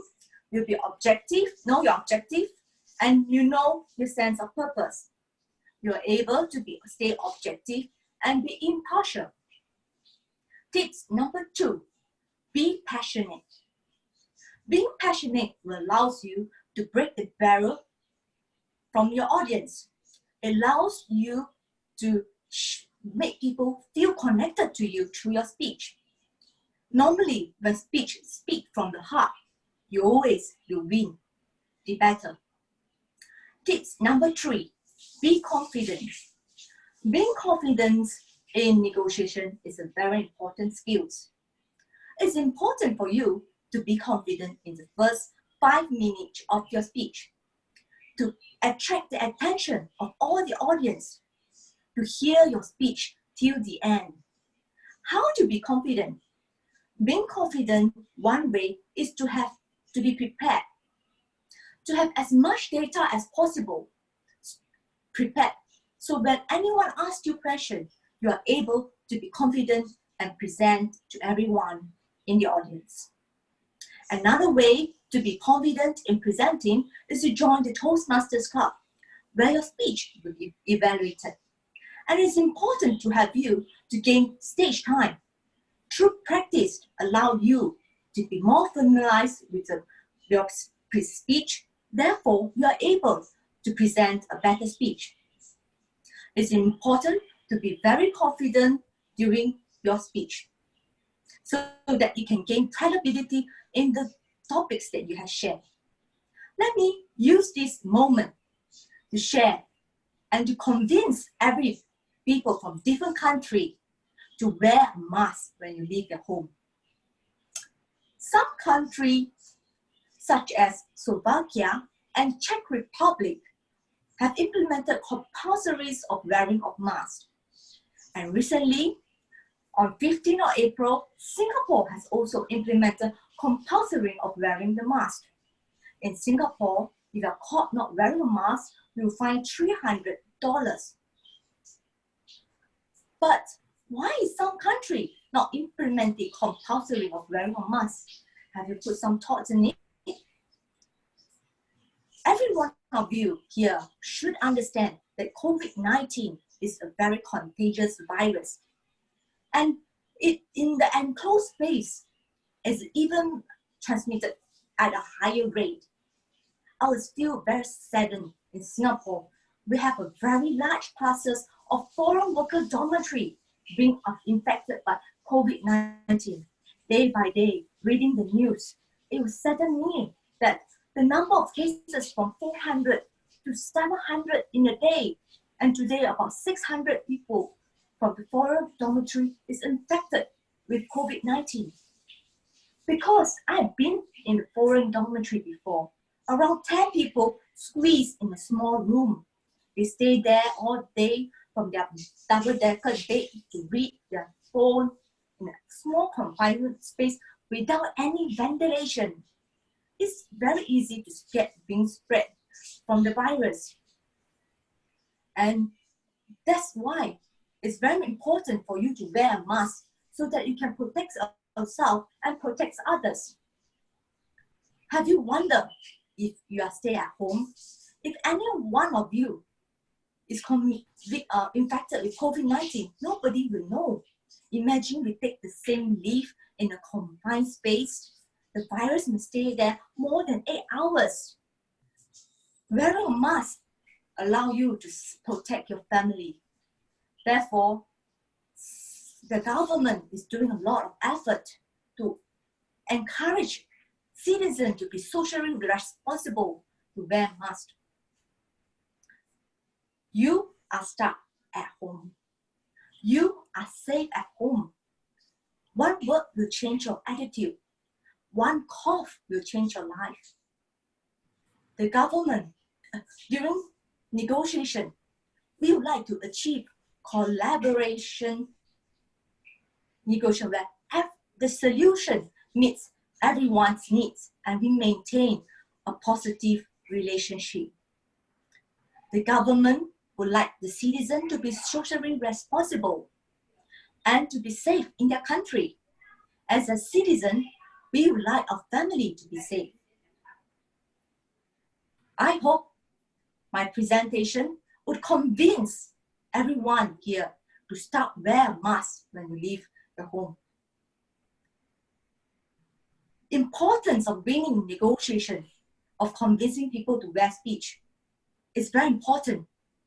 I hope the whole government and the nation will win this battle, to win the negotiation and to stay safe at home and wear a mask. Back to you, Toastmaster of the Day.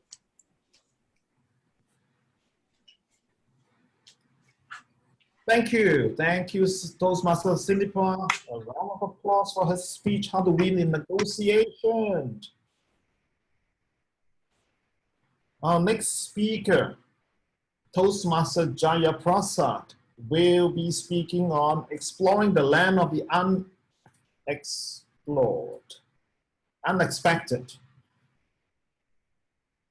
He'll be speaking on communication of video, number 3, when you are the host. And the time is 5 to 7 minutes.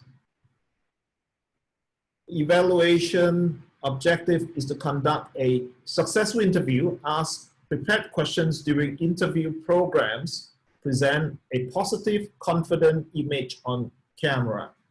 His evaluator is Toastmaster Emmanuel, and both are in the room as they have confirmed. So let us put our hands together to welcome Toastmaster Jaya Prasad. Exploring the land of the unexpected. Toastmaster Jaya Prasad, I will unmute you. You may speak.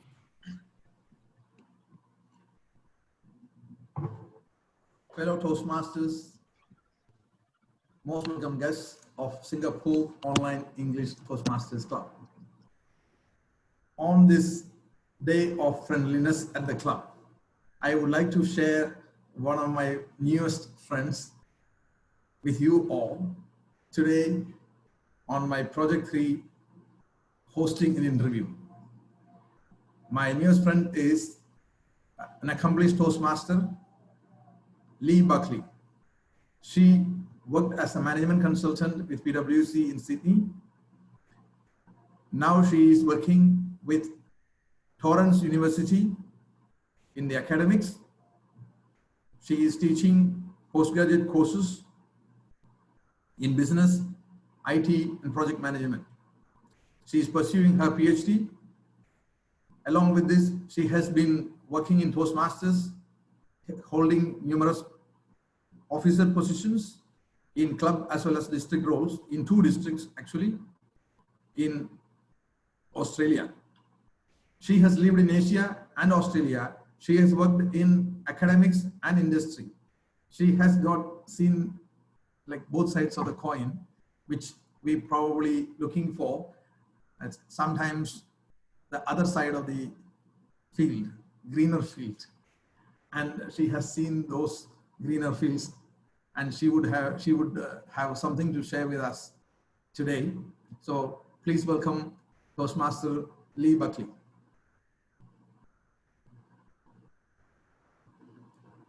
Ms. Lee, please join us.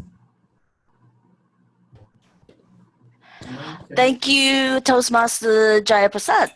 Hello, ladies and gentlemen. Good day from Sydney, Australia. Sorry, I had a bit of technical issues just now with my mic. Thank you, and it's great to be here with everyone tonight, or this morning, I should say. Welcome, Lee. You have seen both sides of a migrant equation. You have lived in Asia as well as in Australia. Can you tell us something about this migrant life? How good is it? How difficult is it? Sure. Thank you, Toastmaster Jaya Prasad.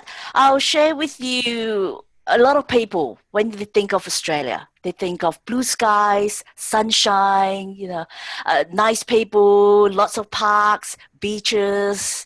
That's what we have in Australia. On the other hand, we have quite a few things that are not so nice as well. Our shops close about 5 or 6 o'clock.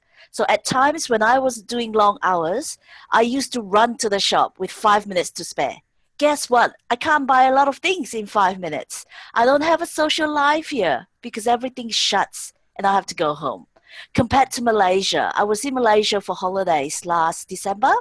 I could go out at 2 o'clock in the morning and had my roti canai. I thought, that was heaven. So life in Australia is good. Life in Malaysia is good as well. Homely food is always homely, isn't it? And durian as well. Oh, love the durian. So you have worked in industry, a very international, very well-known brand name, PwC. What prompted you to move from PwC into academics? Sure. That's a very good question. My life as a management consultant used to consist of waking up 4 o'clock in the morning, running to the airport, catching the 6 o'clock flight, flying to, let's say, for example, Sydney to Melbourne. I used to work the whole day and catch the 10 o'clock flight home and be home midnight. And then the next day, I would do the same thing, but flying to another city. So all my days, I used to have this misconception or this idea, wow, to travel, isn't that great? But if you think about it, all you do is you see airports, hotels, clients, airport, taxi, hotel, and you repeat the whole process. And what prompted me one day to leave consulting was I woke up, I looked around, and I went, where am I? If this is a hotel, I'm supposed to be in a client's meeting. But what am I doing in this hotel room? If this is a weekend, then I should be home. For about 10-15 minutes, I couldn't decide, or I wasn't aware of my surroundings. And that was when I decided, no, I need my life back. That's the toughest part of working life. So yes. This traveling and working long hours, it's not just in Asia or Singapore, it's in Australia and all places. Yes, that's right. And I joined Toastmasters and I do the same thing. I am in 2 divisions. One of my divisions is about 200 kilometers from top to the bottom. And as the division director, I used to go from top to bottom, bottom to top, a few times a week. So I thought, oh, I'm back to traveling again. In Toastmasters, you have a district director in one district, and at the same time, you have another. No, I was division director at the same time in 2 divisions in 2 different districts. A lot of travel. Yes, a lot of travel. Yeah. You have chartered a lot of clubs also in these 2 districts. Yes, I have chartered corporate clubs, community clubs, as well as uni clubs as well. Right. Oh. Can you tell us something about this chartering of uni clubs? With the uni clubs, it's a challenging task because, as you can appreciate, students, they come to uni only when they have classes. So if you have your meeting, we have our meeting on Wednesdays. Okay? This trimester, I had a lot of students before the lockdown because they had classes on Wednesdays. Last trimester, I didn't have that many students because the students' classes were mainly on Tuesdays or Thursdays. They're not going to come to Toastmasters, come to campus just to attend Toastmasters. They would attend Toastmasters when they're there. So it's very fluctuation in terms of members. So two months every year, it is like closed. No, we run weekly meetings. So what we've done is we've opened up the club to the community. So we have a lot of professional members at the moment as well. We've got lawyers, we've got transport people, we've got accountants, we've got project managers, yeah. So all sorts.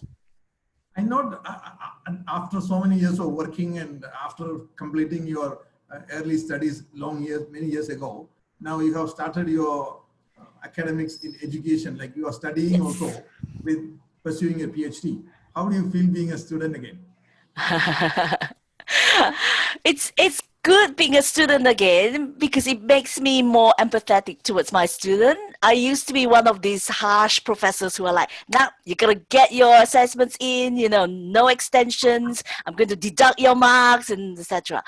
Being on the other side of the coin, I have more feelings towards the students because sometimes the best intention, you can't submit your assessments on time. I've heard a lot of excuses where, oh, my computer crashed, I didn't have a backup copy. Guess what? It happened to me once. And from that day onwards, I was, I understand, where you're coming from. How is your guide? Is that strict or empathetic? Between you and I, we'll talk later. So what is your message for Singapore Online English Toastmasters Club? I love online clubs. I've been doing, I used to be a face-to-face lecturer, which I love. I enjoy the interaction. I get to see the reactions and we feed off each other.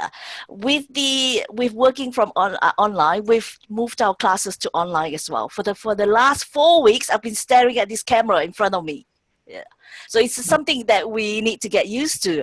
I love the idea that, with the Singapore Online English Club, we've got members, guests from all over the world, and we can see each other and we can talk to each other. That's a fantastic way for us to interact. Yeah. Thank you, Lee, for your precious time, and we'll all want to catch up with you personally. Thank you. Thank you all. Thank you, Jai Prasad. Thank you, Toastmaster.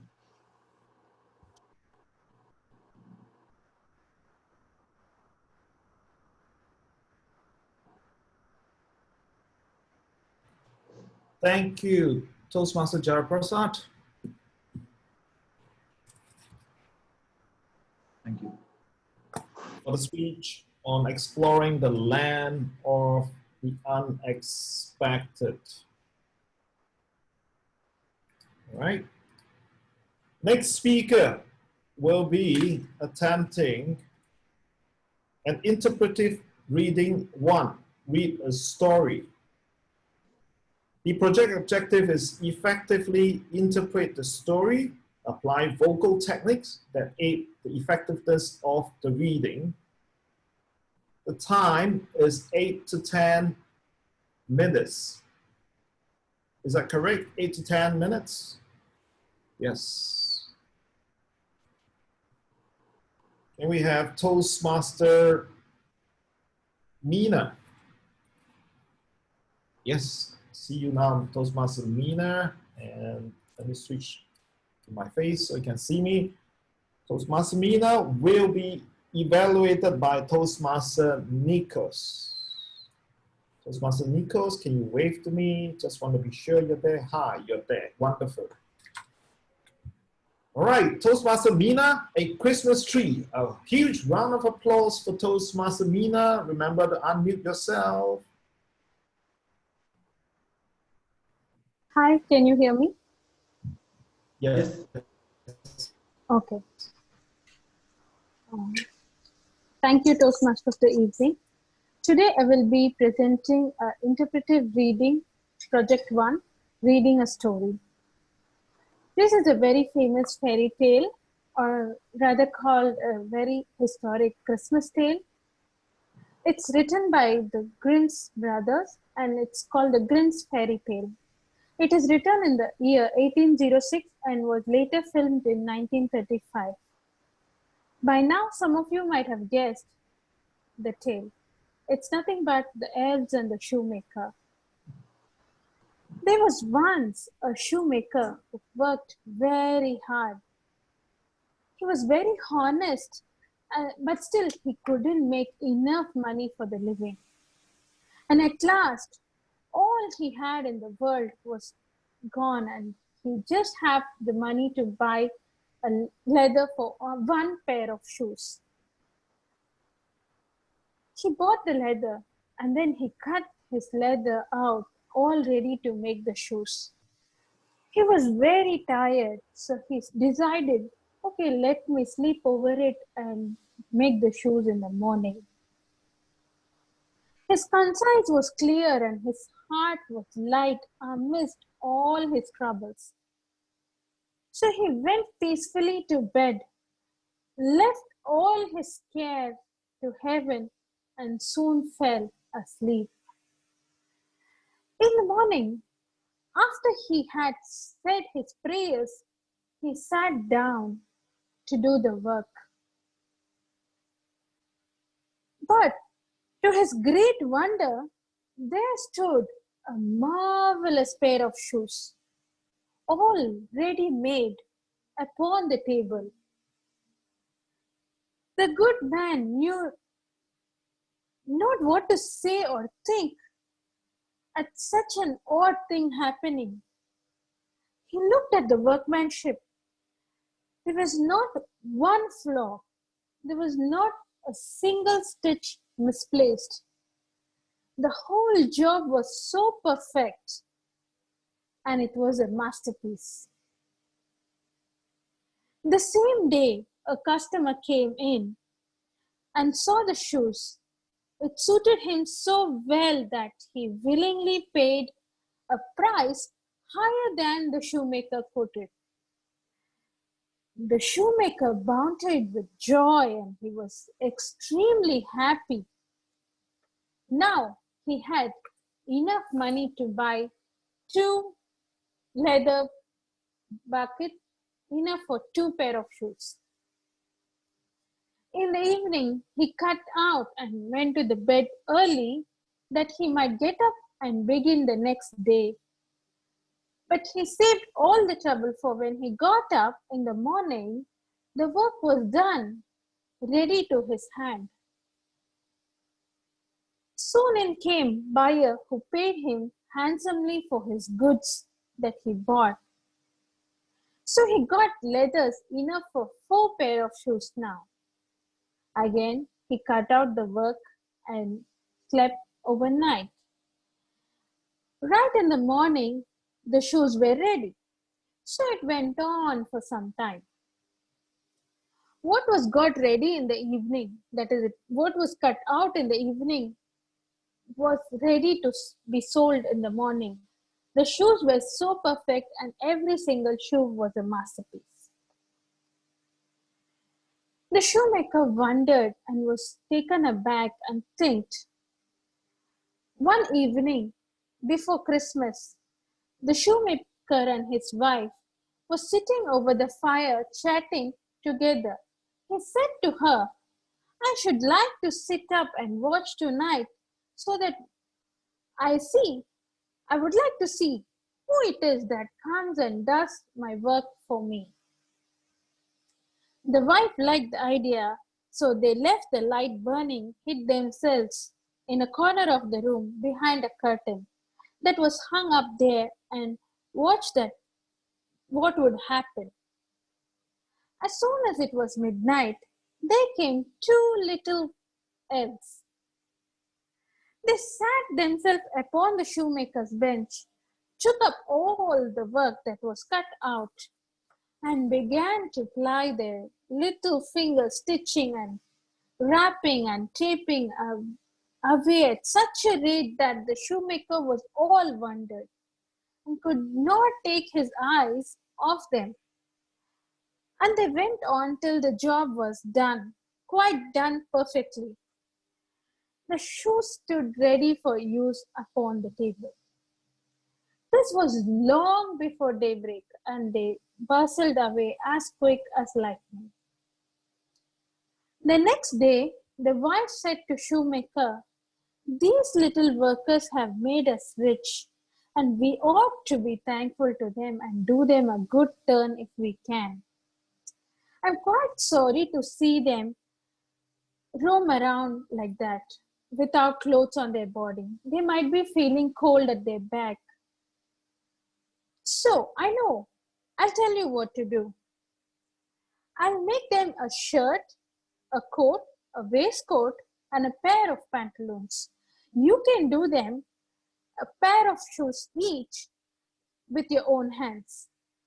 The thought pleased the shoemaker, and it was ready by the evening. They put all the things that they did on the table instead of the cut-out leathers. As the previous night, they hid themselves behind the curtain and was waiting for the elves to come.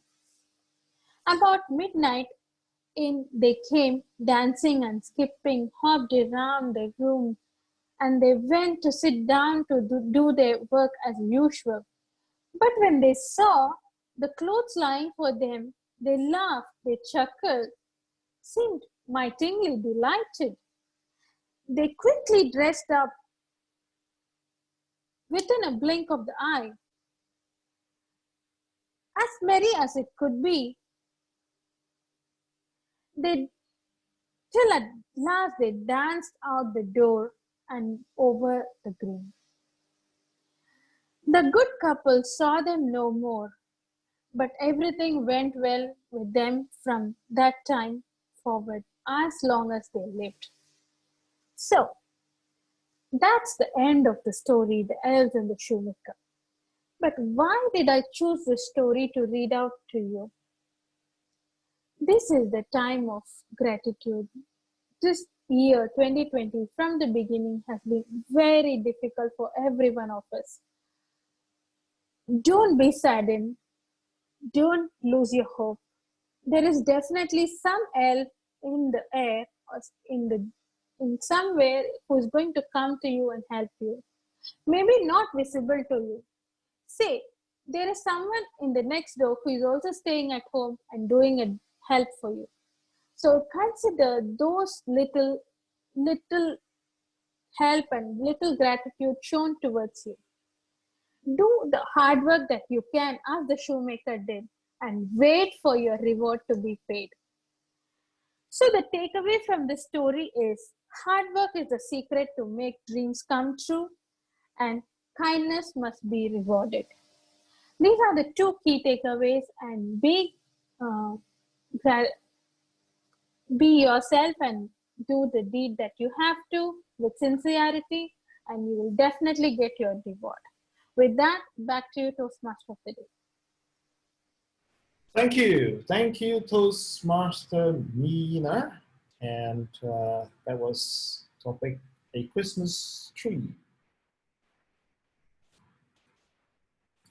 The next speaker will be attempting special occasion speech number 4, presenting an award. The project objective is to present an award with dignity and grace, acknowledge the contributions of the recipient. The time needed for the project is from 3 to 4 minutes. And to bring you the topic, journey from Project 1 to DTM, we have Toastmaster Hiran. Wait for a second. Oh, okay, I know that's the evaluator. I'm asking for a Toastmaster to wait. Toastmaster Hiran. So just as I get started, can I have the rights to share my screen? Zoom Master, please assign rights to Toastmaster Hiran. And the evaluator is Toastmaster Muklis. Right, wonderful, you're there. Nicely, smartly dressed. Once again, Toastmaster Hiran, journey from Project 1 to Distinguished Toastmaster. Journey from Project 1 to Distinguished Toastmaster Hiran. All right, so just as I get started, and this is a special reward or special reward that or an award that I want to present, can I just ask if you're okay with it to just get in front of your camera, because we want to award this person and this award is special. So it's a request, it's not an order, but if you can turn on the camera, we will enjoy this special, very special achievement because it is the highest order. So it's my privilege and honor to present today the one of the highest educational award within Toastmasters, and that is none other than the DTM award. And it really feels a proud moment because something that I have always aspired to be, and I always aspire to be DTM one day. So it is my dream, and it just gives me a lot of pride when I present this particular award. Now, a traditional DTM journey, for those people who may not know, this is the traditional old track DTM journey that we used to have in Toastmasters. So it begins with the new member. You then go and complete your 10 speeches, so you get into competent communicator. Then you have your track of your speaking track, your leadership track, wherein you take certain roles in the club, you take roles in the district, mentor a club, and you get this coveted award. Now, this is the traditional journey. Now, what our awardee has done something like this. So the person has moved in. So the journey began way back in October 2003. And that's where the journey started. So became a competent Toastmaster. It was the old course, and it was called as competent Toastmaster. He then moved into advanced Toastmaster bronze, and the journey moved from as you see from October 2003 till March to almost April 2005. And then there was this big hibernation that happened. I mean, I would say that a Toastmaster always remains a Toastmaster. So it's just that the speaking stopped, and the speaking stopped for close to about 12 to 13 years. So the person again said, so that urge or that seed that was of Toastmaster that was sown in 2003 was again reignited, or the person came out from the hibernation and again started speaking and got into this active speaking mode and completed his advanced communicator gold back in October 2019. The journey continued of having that award, getting into the visionary communication specialist, leadership excellence, and all of this journey continued all the way till the person achieved the coveted DTM award. And in this journey, a lot of Toastmasters Club had the pleasure. So it all began with the Tyrrell Toastmasters Club in Singapore, the Bradle Heights Toastmaster Club, the Funchal Toastmaster Club, the Woodlands Toastmaster Club, which does not exist anymore, and finally our online Singapore or Singapore English Online Toastmasters Club. So again, a whole lot of Toastmasters Club and a wealth of experience serving Toastmaster community all these years. So it's my honor and privilege to present this award to none other than our present president, Toastmaster Willie Lowe, who gets the coveted DTM award this year. So it's an honor and pride to present this award to Willie. So Willie, well-deserved award, and it's my honor and privilege to present this award to you. I hand over you back, Toastmaster of the evening.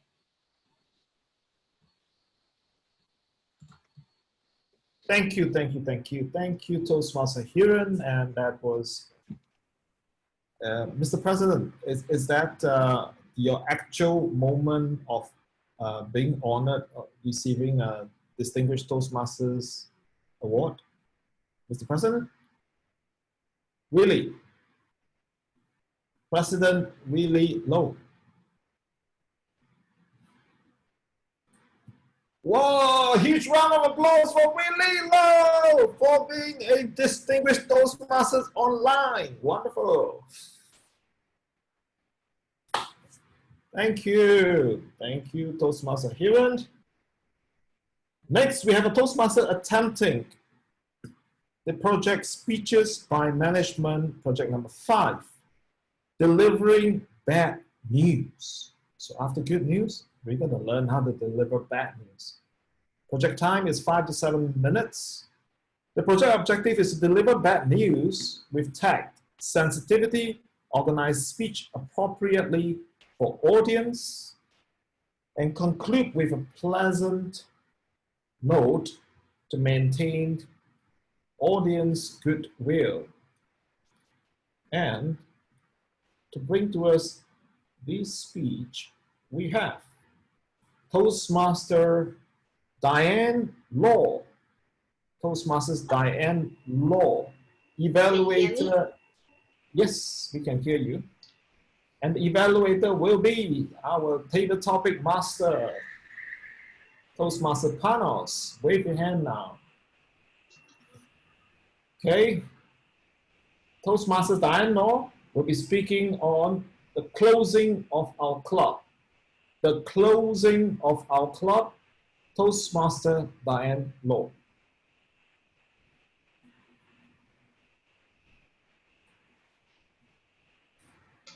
People don't care how much you know until they know how much you care. Mr. Toastmaster, fellow Toastmasters, and dear guests, thank you for today for attending this session. Thank you for attending to listen to me from the ABC Club. And thank you for taking the time to listen to the news that I'm about to share with you. Yes, all that you've heard over the past few days, it is true. Our club is closing. Why, you may ask? The reason is we had 32 members and now we only have 8 members. The 24 members that have left us, it was because of politics. The politics that divided us, and it all started with just one toxic member being able to influence another, and it spiraled from there.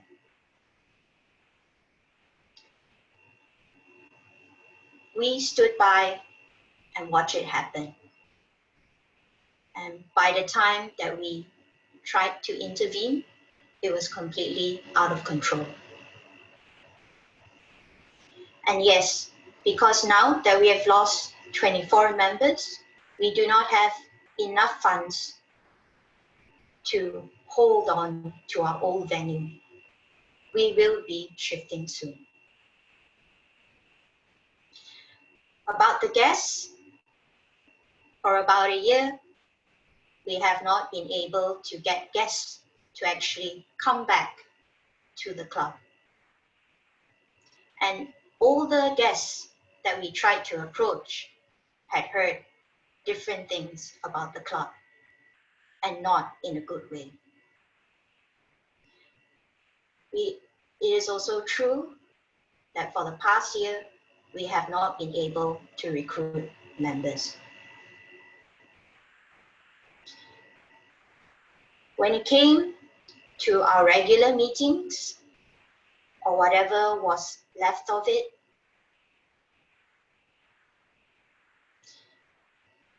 the fighting had gotten so bad that we had even forgotten how to give encouragement and feedback.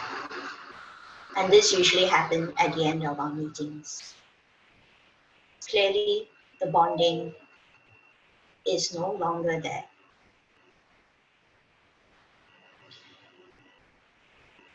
We have forgotten and we have not fulfilled our mission when it came to Toastmasters. We had not provided a supportive and positive learning experience for the members, which would help them in their personal growth and self-confidence. We have not fulfilled this mission. And us, as the committee, we are sorry and we would like to make amends. Yes, the club is closing, but it is not closing down. Currently with us, the 8 members, and we are part of the committee, we have actually reached out to the district. And the district will be sending 2 club coaches to actually come and help us to rebuild the club. From a leadership point of view, we will be attending club leadership trainings so that we can actually understand on how we can be better leaders for members. On top of that, we will also be utilizing whatever Toastmasters International has provided for resources. And this will be for us to learn on how we can be better members ourselves. On top of that, we will be conducting our regular meetings, and we'll be conducting them. Even though we cannot find a venue right now, we will be conducting them through Zoom or even a different platform, Microsoft Teams, if we have to. That is for the now, until we can find ourselves a more affordable venue for hire. And let's not forget certainly about what we're going to implement, and that is a mentoring program, how we can better take care of the members. And with that, we will also be clubbing once more so that we can relearn on how to build camaraderie for clubs. We have made a grave mistake. We have let down the club. But we would like to bring ABC Club back to its former glory, or perhaps a newfound glory. We have seen and we have heard. We will strive to get new members with a new venue and with a new focus, which is putting our members first. With that, we have shown you what we know, and now let us show you how we can. Thank you. Back to you, Mr. Toastmaster. Thank you. Thank you, Toastmaster Diane. Law, the closing of our club, and you have softened the blow for the club, I believe. Before we call on the timer to give the timing report, earlier all of you have voted, and the poll result is back for the best table topic speaker. The best table topic speaker. I'm going to share the result. Hopefully everybody can see. Can you see the result, everybody? A huge round of applause for all the winners. We have the most number of vote being Alicia. Round of applause for Alicia. And the second, do we announce the second? The second most number of votes table topic speaker, Lee. Lee, a round of applause for Lee as well, please. All right, wonderful. And now we have a very polished, very timely gentleman to deliver you the timers report for all prepared speech speaker. Let's wave our hands again to welcome Dennis Ham for the timing report. Hey. Thank you, Mr. Toastmaster and fellow Toastmasters. Everyone was within their allotted time frame. Our first speaker was Naveen. He spoke for 5:41. Min spoke for 6:55. Cindy spoke for 6 minutes, 16 seconds. Jai Prasad spoke for 7:14 plus a minute 30 for his pre-introduction. Meena spoke for 8:40. Hiran spoke for 4 minutes 15, and Diane spoke for 6 minutes 23. Everybody within time. Mr. Wonderful, Toastmaster. everybody within time. Round of applause for everybody speaking within time. Now, based on our program sheet, we are supposed to go for another break. However, when I look at the timing, we are slightly behind time. I just want a little show of hand to say we can go on without going for another break. So our project evaluators can, well, we can give them a minute to prepare, get them ready. For those of you who feels that you do not need a break, can you just show me a wave of hand, please? Do you need a break? 1, 2, 3, 4, 5, 6, 7, 8, 9, 10, 11, 12, 13. Let me count the next page. Keep your hand up. 20. We have 40. We need one more hand. Then we have 21. We can go on. All right.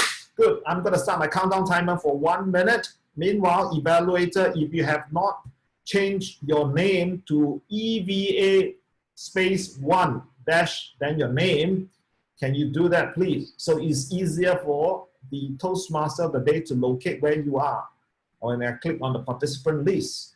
So please change your name, all your evaluators. If you are evaluator for speech 1, please put EVA space 1. For speech 2, EVA space 2, and so on and so forth. If you have not done so, please do so to rename yourself. I am going to start the countdown timer.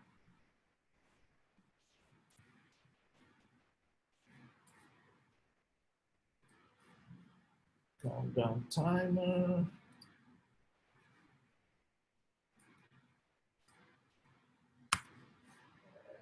We'll turn off the clock. Countdown timer starts now.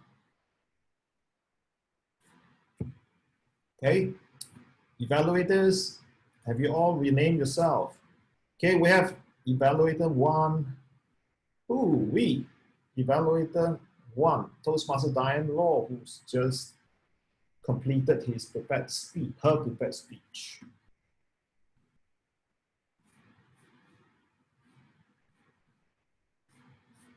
Okay. With 30 seconds more, Diane, get yourself ready, unmute yourself.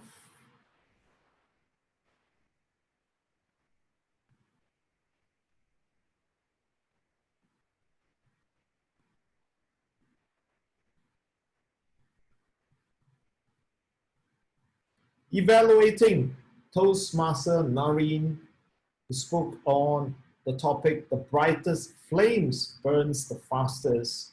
We have an evaluator who just did her prepared speech, Toastmaster Diane Law. Over to you.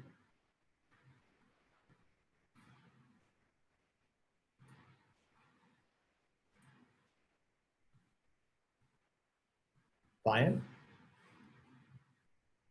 are you ready?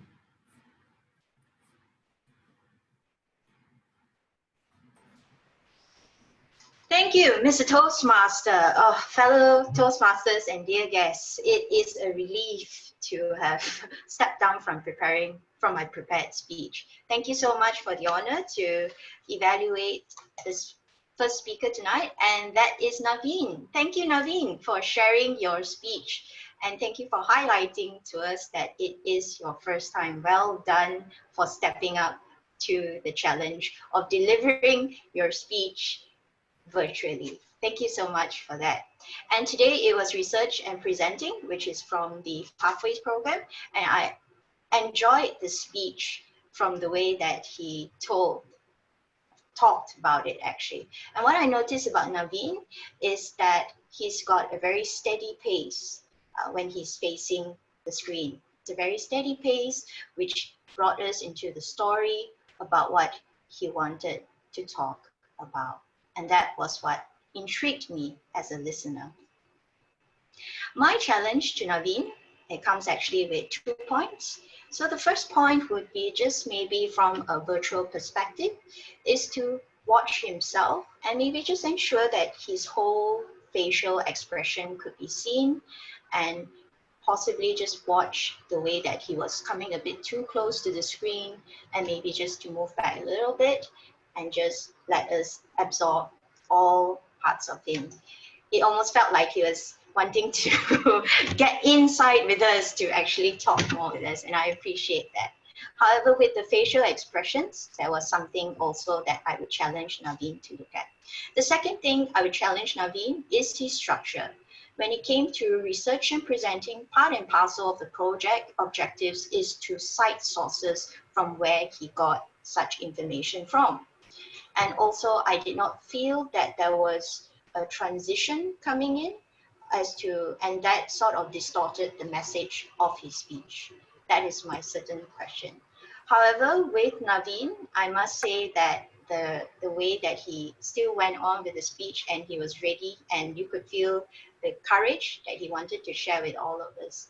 It was certainly an insightful message that he had, very informational, had a few ideas here and there. The challenge would be to insert some transitions to create a better storyline and perhaps to strengthen the message to get the impact out there to the audience. But besides that, thank you for stepping up to this challenge, Naveen, and I certainly hope it won't be your last. Thank you. Back to you, Mr. Toastmaster. Thank you, Toastmaster Diane Law. A round of applause for her, please. Evaluating project speaker, Toastmaster Min, topic, mentors in our life. We have our district AT public relations manager, Hakim. Hakim, Toastmaster Hakim, remember to unmute yourself. Yes, can you guys hear me this evening? It's a bit soft. Can you go a Can bit you higher? hear me better this evening? Wonderful, wonderful. All right, over to you, Toastmaster Hakim. All right, very good evening, everyone. Good morning, good afternoon, wherever you are.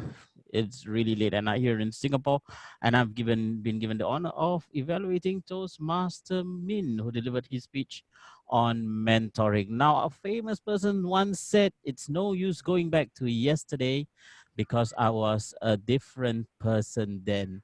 Any guesses for where this quote came from? Anybody? Nobody?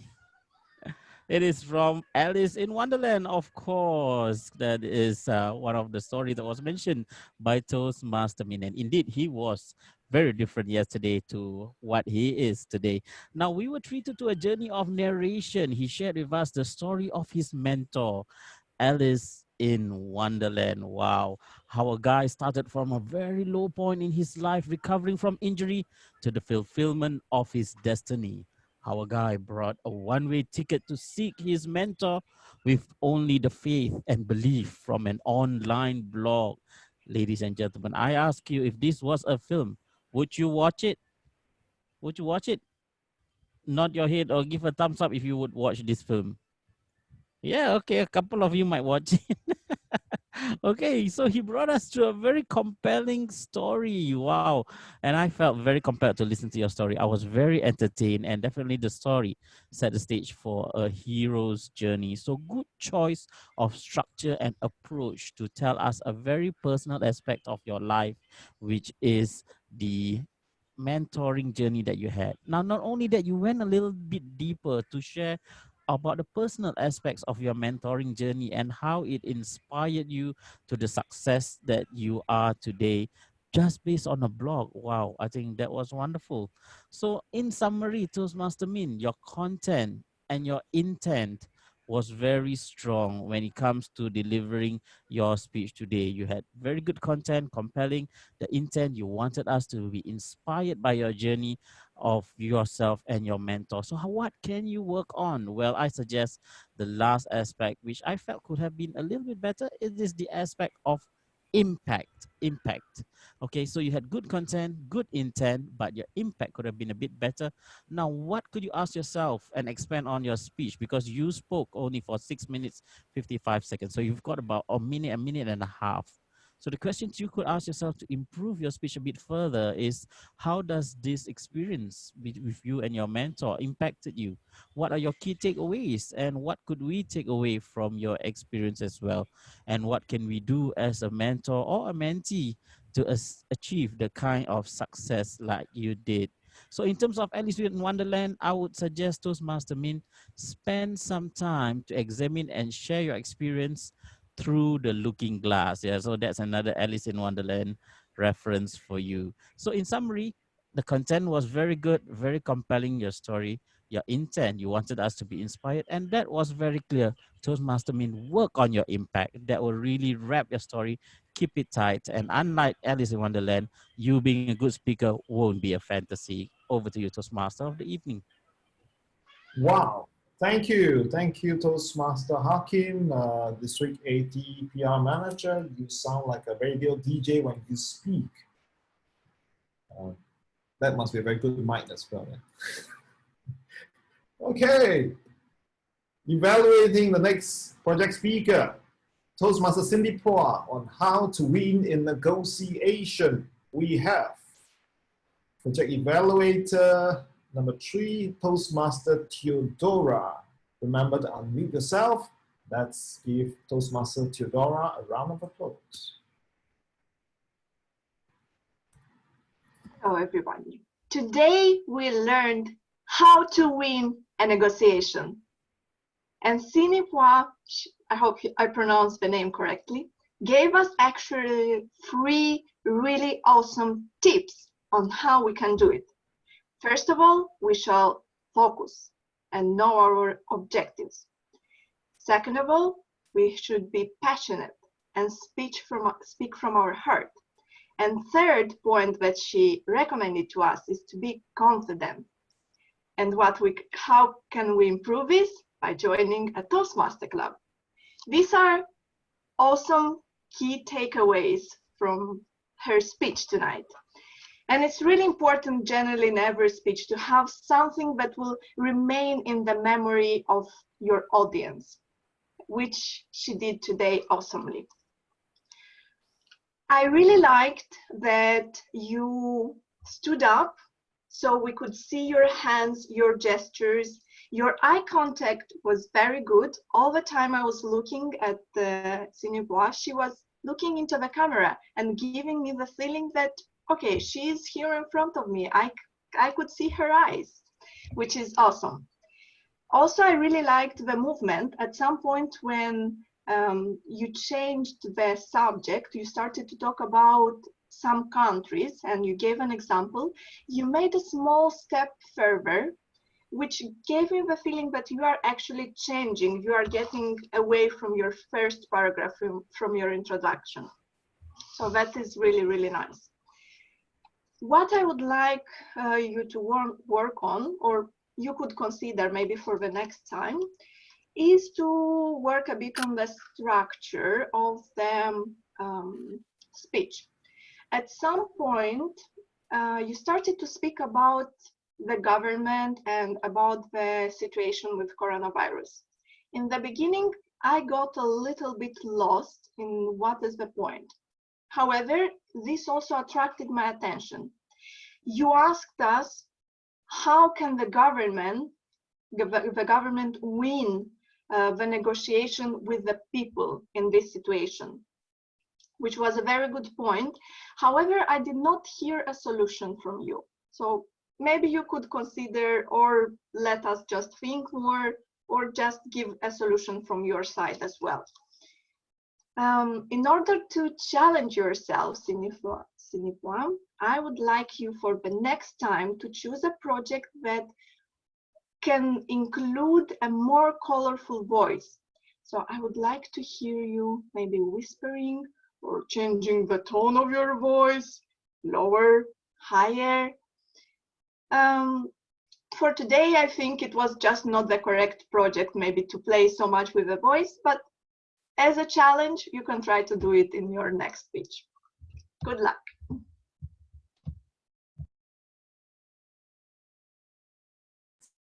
Teodora, a round of applause for her, please. And you have a sweet voice too. Next, evaluating Toastmaster Jaya Prasad's topic, exploring the land of the unexpected. We have Toastmaster Emmanuel. Toastmaster Emmanuel, remember to unmute yourself. Over to you.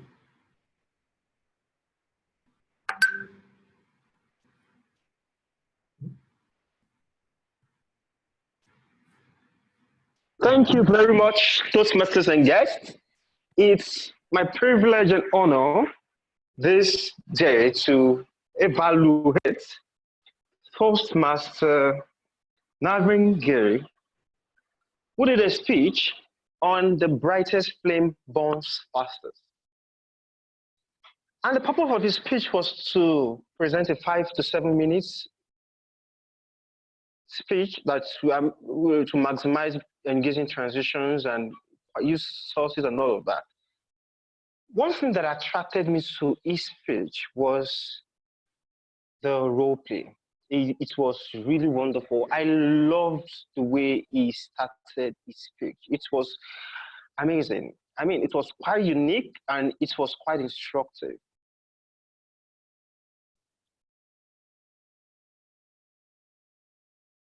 I also like one thing about the speech, because one of the things that he told us during the speech was quite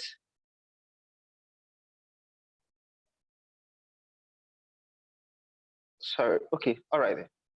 I'm getting some mixed okay, so now the thing about his speech that quite attracted me was that the introduction was very okay.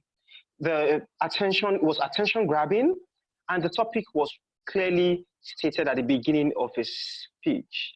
Now, move on to the body of the speech. I could say that the main points were quite clear, and the organization to a very large extent was well planned out. The language was accurate, it was very clear and concise, and it was quite appropriate to the audience that was listening at that point. The ending of the speech was well summarized, and that is one of the strongest points of the speech that he gave. Now, if you ask me, Emmanuel, is there anything that you think I can do better? Yes, I have a few recommendations for you. Considering the fact that this is an online club, I want to continue to encourage us, the speakers, as I do so for myself, to maintain an eye contact. Just like the people that present on the visual medias like TV stations, eye contact with the lens of the camera reinforces the confidence of the audience to know that you have their interest at heart and you are speaking from your heart. So, as much as possible, try to, even if you can't gesture as much, try to look at the camera and grab it with your eyes. Let the people know that you are connecting with them. And it gives them a kind of reassurance that this is very relevant and you have their interest at heart. Another point is the non-verbal communication, apart from the eye, was the gesture, of course, the use of hands and all of that. If you can place your recording device at a distance that will allow us to see your hand movement, right? That will be more, it will reinforce the message that you're trying to pass across in your speech. you were very enthusiastic, and that is quite okay. Overall, I think the topic was okay, and you actually I thought it was challenging. You were able to narrow it down, and the purpose was well chosen. I can't say about the time limit, but you adapted it quite well to the audience. I think you also met the speech objectives, and I hope to see you, improve on your transitions going forward. But I think the transitions were quite wonderful, and the ideas were well spelled out. I hope to see you again in Singapore Online Toastmasters Club. And I want to encourage other speakers to stand up to give their presentations, because that is the new norm in Toastmasters online meetings. Thank you so much. You are such a wonderful person, and I hope to see you again speak, both in Singapore Online Toastmasters and other clubs. All the best. Thank you, Toastmaster Emmanuel. A round of applause for him, please. And taking your advice, I'm standing up to speak with you. I want to encourage all evaluators to turn on their videos so we can look at how they evaluate our speakers too. So evaluating the next speaker, Toastmaster Mina on a Christmas tree. We have a Toastmaster by the name of Nicholas, who is ready. Let me unmute him. Toastmaster Nicholas, we're waiting for your performance. Round of applause. Thank you very much, Toastmasters Peter. So, Mina, it was a privilege to see this speech today and evaluating your project on reading the story from an advanced manual. The advanced manual interpretive reading is something that needs a different approach to the normal structure in delivering a speech, and you did a very good job achieving it. The main objectives were to analyze the narrative and to do an effective interpretation of the story using vocal techniques. And starting with the story, I believe your choice, even though it is not relevant to most of the people's calendars, your choice to choose to deliver a Christmas story was very good, because most of the audience can very easily relate to it. So it is something really appealing, and we can understand the story's structure as well as the story's message. So for today, I'm going to structure my evaluation around your choice of speech structure and the delivery you were making regarding the eye contact and the body language and the tempo. So regarding speech structure, you had three parts. The introduction, which very, very carefully you gave us some essential information about the story you were going to deliver, about, for example, the author or when was it written, which made people more accustomed and more comfortable, even for some people like me who were not really aware of this particular story. While you were delivering the speech, you were very properly climaxing through the story. You chose a very good part of the story, showing that, okay, the first day the shoemaker found the shoes ready, so he had money to buy material for 2 shoes. And the third day he had money to buy material for 4 shoes. And it was a very good job from your part to emphasize this, using your body language and using your hand gestures on it. What I would recommend though is the fact that throughout the speech, I didn't feel that you were maintaining eye contact. And what do we mean by eye contact in a virtual presence? As the evaluators before me emphasized, the eye contact is a little bit different from a stage, from an in-person stage in a virtual presence. And as Darren Lacroix also taught us on last week's training, in a virtual setting, the eye contact is not searching for the eyes of the people in the screen, but searching for the camera, because the people are actually looking at the camera directly. What I would recommend though, what I would recommend for next week is to practice more on it, because I understand it is hard. It's hard not to search for people's eyes. But as you said, as you mentioned in the very successful ending of the story, hard work is the secret of success. So for next time, try to look a little bit more on the camera so that people will be more connected to your message. Thank you very much, and back to you, Peter. Thank you. Thank you, Toastmaster Nikos. You know what I noticed about all our evaluators tonight, they have very attractive voice. All of them, male and female. Very good. Now, moving on, we have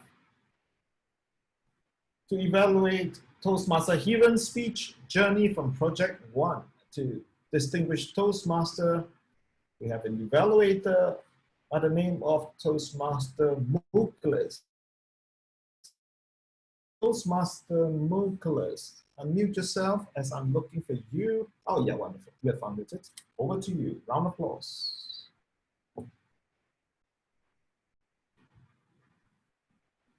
This was a special occasion speech with abundance of accomplishments in an atmosphere of friendliness for a man who is leading this club. Mr. Toastmaster, fellow Toastmaster, and most honored guests. Like many of you, I was surprised that it was for Willie. That was well kept in the presentation. I think Hiran is an accomplished speaker. He must have awarded many such awards, so there was nothing that he did was new or needs much, except it's still a Toastmaster speech we have to evaluate for its content, delivery, and language. His voice was very good. I thought he had good variation and excellent pace. He shared screen with excellent preparation. It's only the steps that one goes through to achieve a DTM is very well emphasized. Once again, I must say I was very surprised to hear the actual recipient. What would be the improvements for such a speech?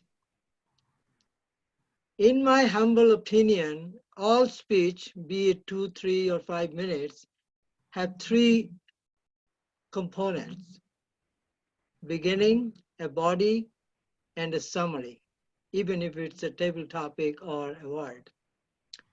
I think he had all 3 components in it. And as I said, delivered with superb language, excellent voice.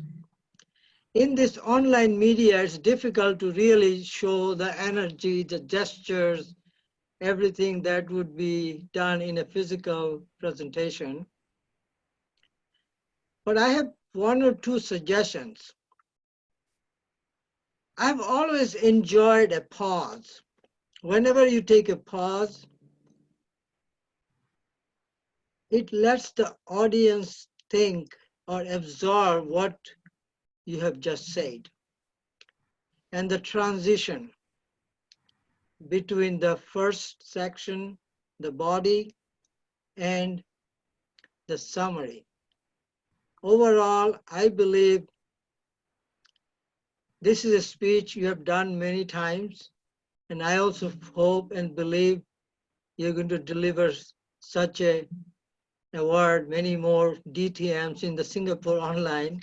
By the way, just for clarity, I also have a DTM hanging on my thing just to remember my good memory. Overall, excellent speech. As I said, only minor areas to add, and hopefully we look forward to many more speeches by you. Thank you. Thank you. Thank you, Distinguished Toastmaster Muklis. So apt of you to evaluate the presenting of an award to another Toastmaster who's presenting the award of Distinguished Toastmaster to our club president. I just hope, Willie, you don't hang the plug on your neck. Yeah? Okay, you're Mr. Joke, don't worry. All right, evaluating Toastmaster Diane Law, the closing of our club. We have one of our favorite Toastmaster, Toastmaster Panos. Round of applause for him, please.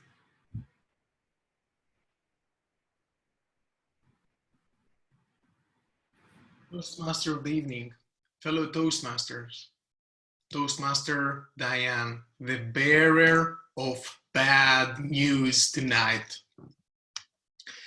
Bad news delivered in public. Diane, I do not envy you for having to deliver bad news in public, but I do envy you for the way you handled your delivery tonight. So let's quickly go through the different sections. Then you have many strong points as a speaker. Your rate of speech, your clarity in your voice, and your articulate speaking, and your online presence that you chose to stand and you look big in the camera frame and also in the thumbnail. And then you also had matching facial expressions. Now, what I will be focusing on together with your speech objectives is your executive presence. So keep that as a detail, executive presence. You chose to deliver the bad news in an indirect approach. So you opened with a phrase that caught up my attention. People don't care about how much you know until they know how much you care. Then you quickly moved on to some facts that the members dropped from 32 to 8. And then you gave a reason. You talked about a toxic member. Now, in my ears, this sounded like judgment. It sounded a bit personal, and this is something that an executive, as an executive, perhaps you would like to refrain from, again, back into looking like an executive and sounding like one. Then perhaps it would have been more powerful, as I heard you, to focus on the learning from the beginning. So I would think it's more appropriate when it comes to delivering bad news in person, in an interpersonal setting, to express regret and show regret and utilize phrases such as make amends. But when you're speaking as an executive, perhaps you would like to rephrase that into we can do better and now we know how. And let me contrast that to the way you did your evaluation, because now I have a baseline from you as a speaker. In your evaluation tonight, you spoke in a direct way. However, delivering the bad news in public, you chose to speak in an indirect way. I personally think that your direct way is effective because you showed conviction in your evaluation. You spoke from experience. Then again, back to the closing of the club. You mentioned changes. So can you connect the lessons learned from the closing of the club with meaningful changes directly from hello? This is what we would expect an executive to do, to say, well, this means something for you. Let me tell you what's in it for you.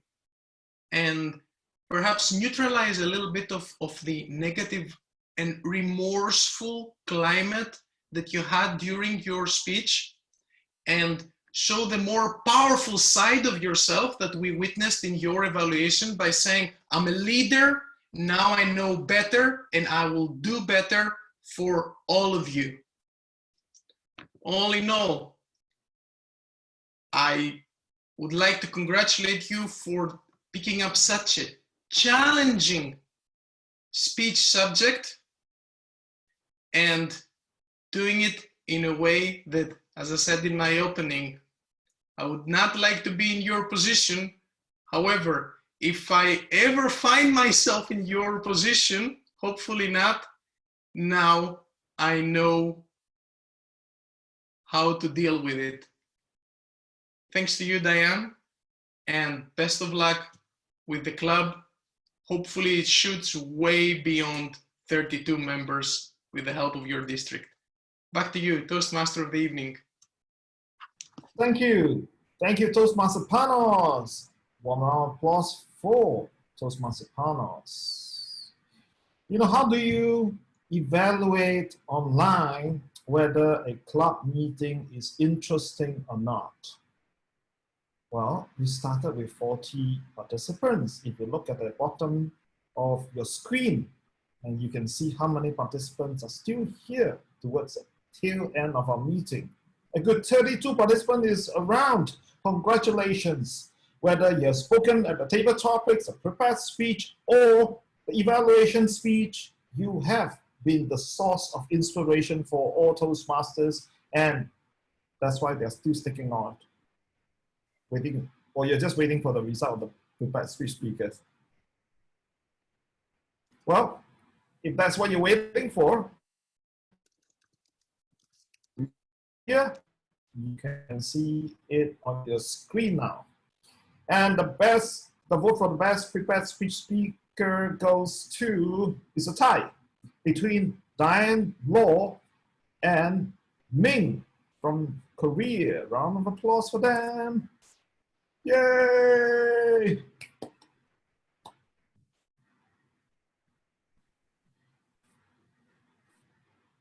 Now, before I get our president up to do a closing address, we have somebody in the background. Wait, hang on. We need the timing for all the evaluation speech. Can we have a timer, Toastmaster Dennis Ham, to give us the timing report, please? Yes, Mr. Toastmaster. Unfortunately, two of our evaluators went long. Both of them went way over 4 minutes. That was Emmanuel and Panos. Otherwise, everyone else was within time. I'll quickly go over the numbers. Diane spoke for 2 minutes 44. Hakeem, 3 minutes 24. Teodora, 3 minutes 12. Emmanuel, 4 minutes 39. Nikos, 3:14. Mukulis, 3:22. And Panos, 4:31. That's my report, Mr. Toastmaster.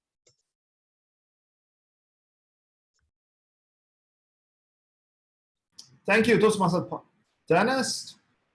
Now we're going to move on to the Council report.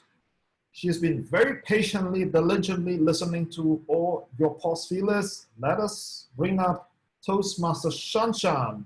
Unmute yourself, Toastmaster Shanchan, and deliver us the Council report. Meanwhile, our Zoom master is preparing the poll for the best evaluator. Okay, Shanchan, over to you.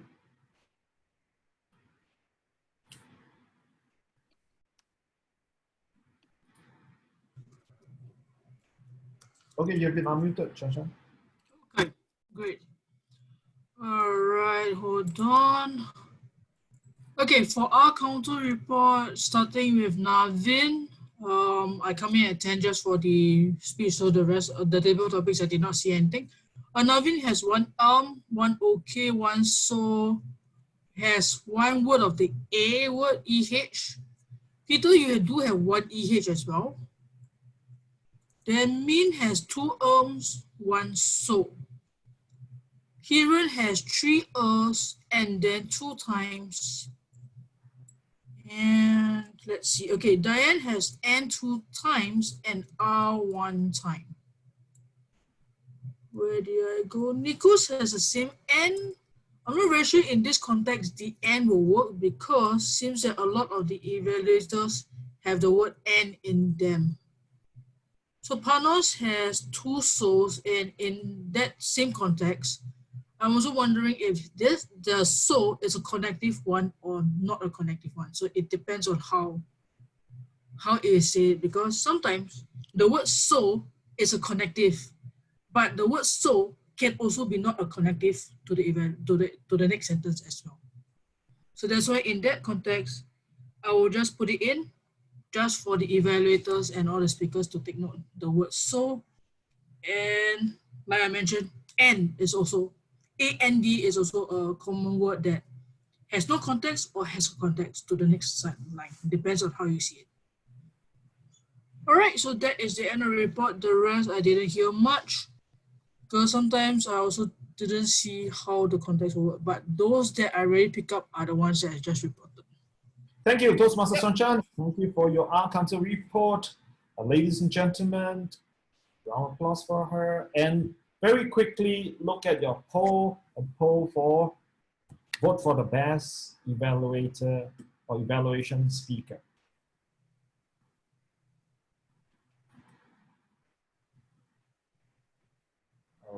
Right, I think we have more than 50% now.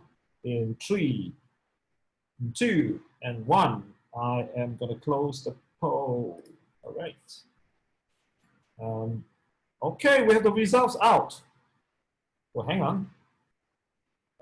Mr. Timer, did you say Panos is overtime? Yes, he was, unfortunately. He was on overtime. All right, so I cannot announce you as the winner. So we have the best evaluation speaker going to Toastmaster Teodora. Wonderful. Round of applause for her, the lady in red. Yes. Let me spotlight her. All right, tonight we have a wonderful night. Before I hand over to the club president, I'd like to congratulate all the best speaker winners for the prepared speech. We have, who won the prepared speech? Mr. President?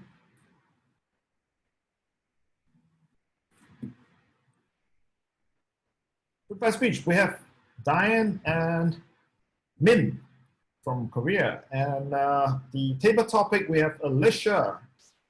And of course, for evaluation, we have Toastmaster Teodora. Thank you very much for an evening of very interesting participation. All of you spoke very well. Enjoy listening to your voice. Back to you, or over to you, Mr. President.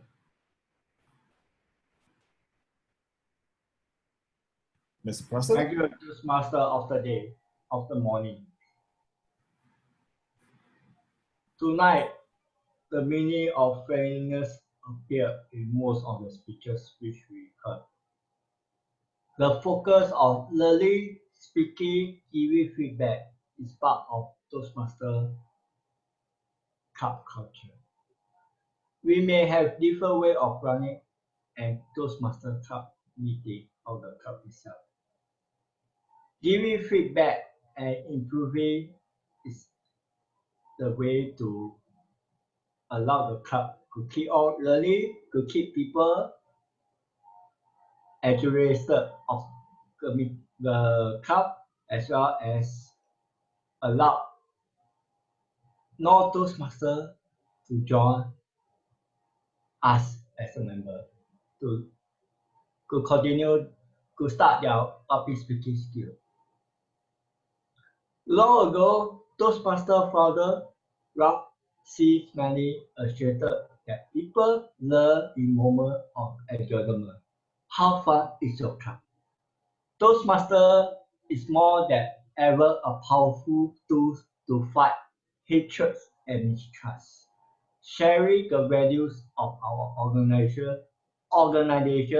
helps us believe in a peaceful future for Europe. This was a past District 59 Governor Odele Pitolo said. So fellow Toastmasters who are in the club executive committee and the current club executive committee, these are what you have to do for the rest of the 2 months to the term and for the new term that is coming up in 3 months time. Think of what you can help the club to be fun, where people learn in moment of enjoyment, so that you can retain, attract, and eventually help Toastmasters or non-member to achieve their purpose in joining a Toastmaster club. So before I end the meeting, I would like our guests, okay, I will unmute whoever the guests to give us their feedback on the meeting. Okay. Can I have Toastmaster Teodora for Greece? You are unmuted. Hi guys, again. It was a pleasure to be part of this meeting and to have such a variety of countries joining. What I would have liked as an improvement, maybe for the next time, is if you can persuade more participants to turn on their videos for a better and fulfilling. In rest, I really enjoyed it, and thank you very much again for inviting me. Okay. Thank you. How about Toastmaster Diane from Malaysia? Thank you everyone for having me, and I really thank Singapore Online for giving me the opportunity. I'm actually hoping to achieve my ACG before 30th June 2020. And from what your club has given me, it has actually brought me closer to achieving it. And I thank you for that. Maybe just a little bit of a heads up next time. If you wanted me to evaluate, more than happy to, but perhaps not immediately after my speech, if that was okay. I wouldn't mind to have evaluated maybe the third speaker instead. It was quite daunting for me. But other than that, thank you for putting me and giving me the opportunity to deliver my speech. Thank you so much. Thank you. Toastmaster Ira from Morocco. I guess you can you give us your feedback? Okay, so I'm Ahmed from Morocco. I'm from Rabat Toastmaster Morocco, and I was so pleased to see your meeting and how it ça se déroule. We are used to talk in French in our club, also in English, so it's a little bit hard for me to talk in English and express myself in English. I enjoyed your meeting. It's very good. Thank you. Okay, thank you. Toastmaster guest Amina, who is the first, who is a non-Toastmaster, give us your feedback. Yeah, unmute Amina. Amina, good. This is not responding. Never mind. Let us go to the next. Okay, let us go to the next speaker. Cindy, are you still around, Cindy? Yeah, I'm still around. Give us your experience of speaking online with a big crowd like this. Oh, I like the online meeting. Just that the timing is a bit late in for me as a mother. But all in all, I think the meeting is very well run, and I like the exposure of the people from different countries. Then I'm looking forward to come to your meeting more often. Okay, thank you. Can I have Toastmaster Lee for Australia or New Zealand? Mr. President, I forgot to take a group photo earlier. After this. I take this opportunity to take a group photo before more people exit the screen. Okay, sure. Okay, everybody look at the screen and smile. Ready? Now, give me a... Okay, Angela is ready for a playful shoot, a more candid shoot. If you have any mascot, any toy that you want to bring along, go ahead. Thank you. Okay, got it. Thank you very much. Thank you, ladies and gentlemen. Back to you, Mr. President. Okay, can I have Toastmaster Hyungmin for the Pasirisians in Singapore? Give us your feedback. Right. Thank you, President and fellow Toastmaster, for having me here. And I'm so grateful to deliver my speech. I haven't joined Toastmaster meeting for a while, and it was a touching moment. And I was really impressed like how this online meeting is well structured and prepared, especially Panos. Your table topic was amazing and awesome. I really loved it. Yeah. And I hope to join like more meetings in the future. And thanks for giving me this opportunity, everyone. And also, lastly, it was touching to see everyone from different time zone, from different country, work toward the same goal. It's really great to see. It's awesome. Thank you. The timing of the meeting is good for 3 time zones to meet. That's why we make it so late. Mr. President, sorry, I didn't get an opportunity just now to speak. Yeah, it's 2 a.m. here in Sydney, and I'm still sitting in a meeting. So that tells what a nice, wonderful, engaging, and enjoyable meeting. It's great to meet everyone online. Not often do you get a meeting where I think we had at one stage about 50 participants for an online meeting to run so smoothly. Well done. Yeah. Most of the times we had a lot of hiccups, but this went very well. So well done, everyone. Okay, thank you. Also, do you put it in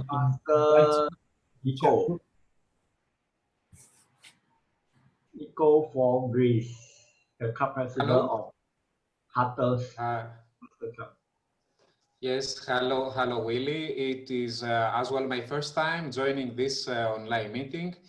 It was a really good experience. Thank you very much for the opportunity to serve as an evaluator during this time. I pretty much enjoyed all the structure. I loved the way Panos also delivered the table topics through a game structure. Even though it is happening with 7 speeches and 7 evaluators, what I admire is how disciplined everyone was regarding their time and regarding how to serve all the, let's say, sections of the meeting, plus the additional resiliency when Peter, the Toastmaster, between the speaker and the evaluation parts, he requested whether we can have the break or not. So kudos and a very good job of us. The only thing that I would recommend as an improvement is to check a little bit on more or less the technical parts. Let's say it appeared to me that the polls kind of didn't work properly with more than 10 let's say 10 sections on it, or sometimes it was going a little bit back and forth there. But these are more or less minor things that do not really affect the actual experience and the actual value that I had the opportunity to get today. So thank you very much for this. Thank you.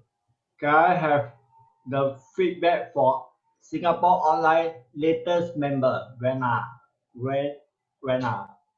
for China?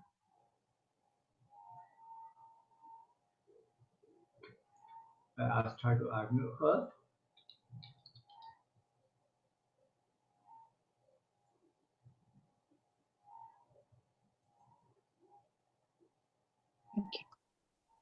Okay.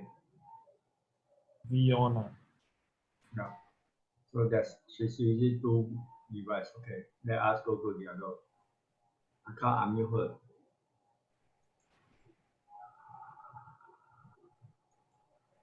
Viona. Yeah, she's unmuted already.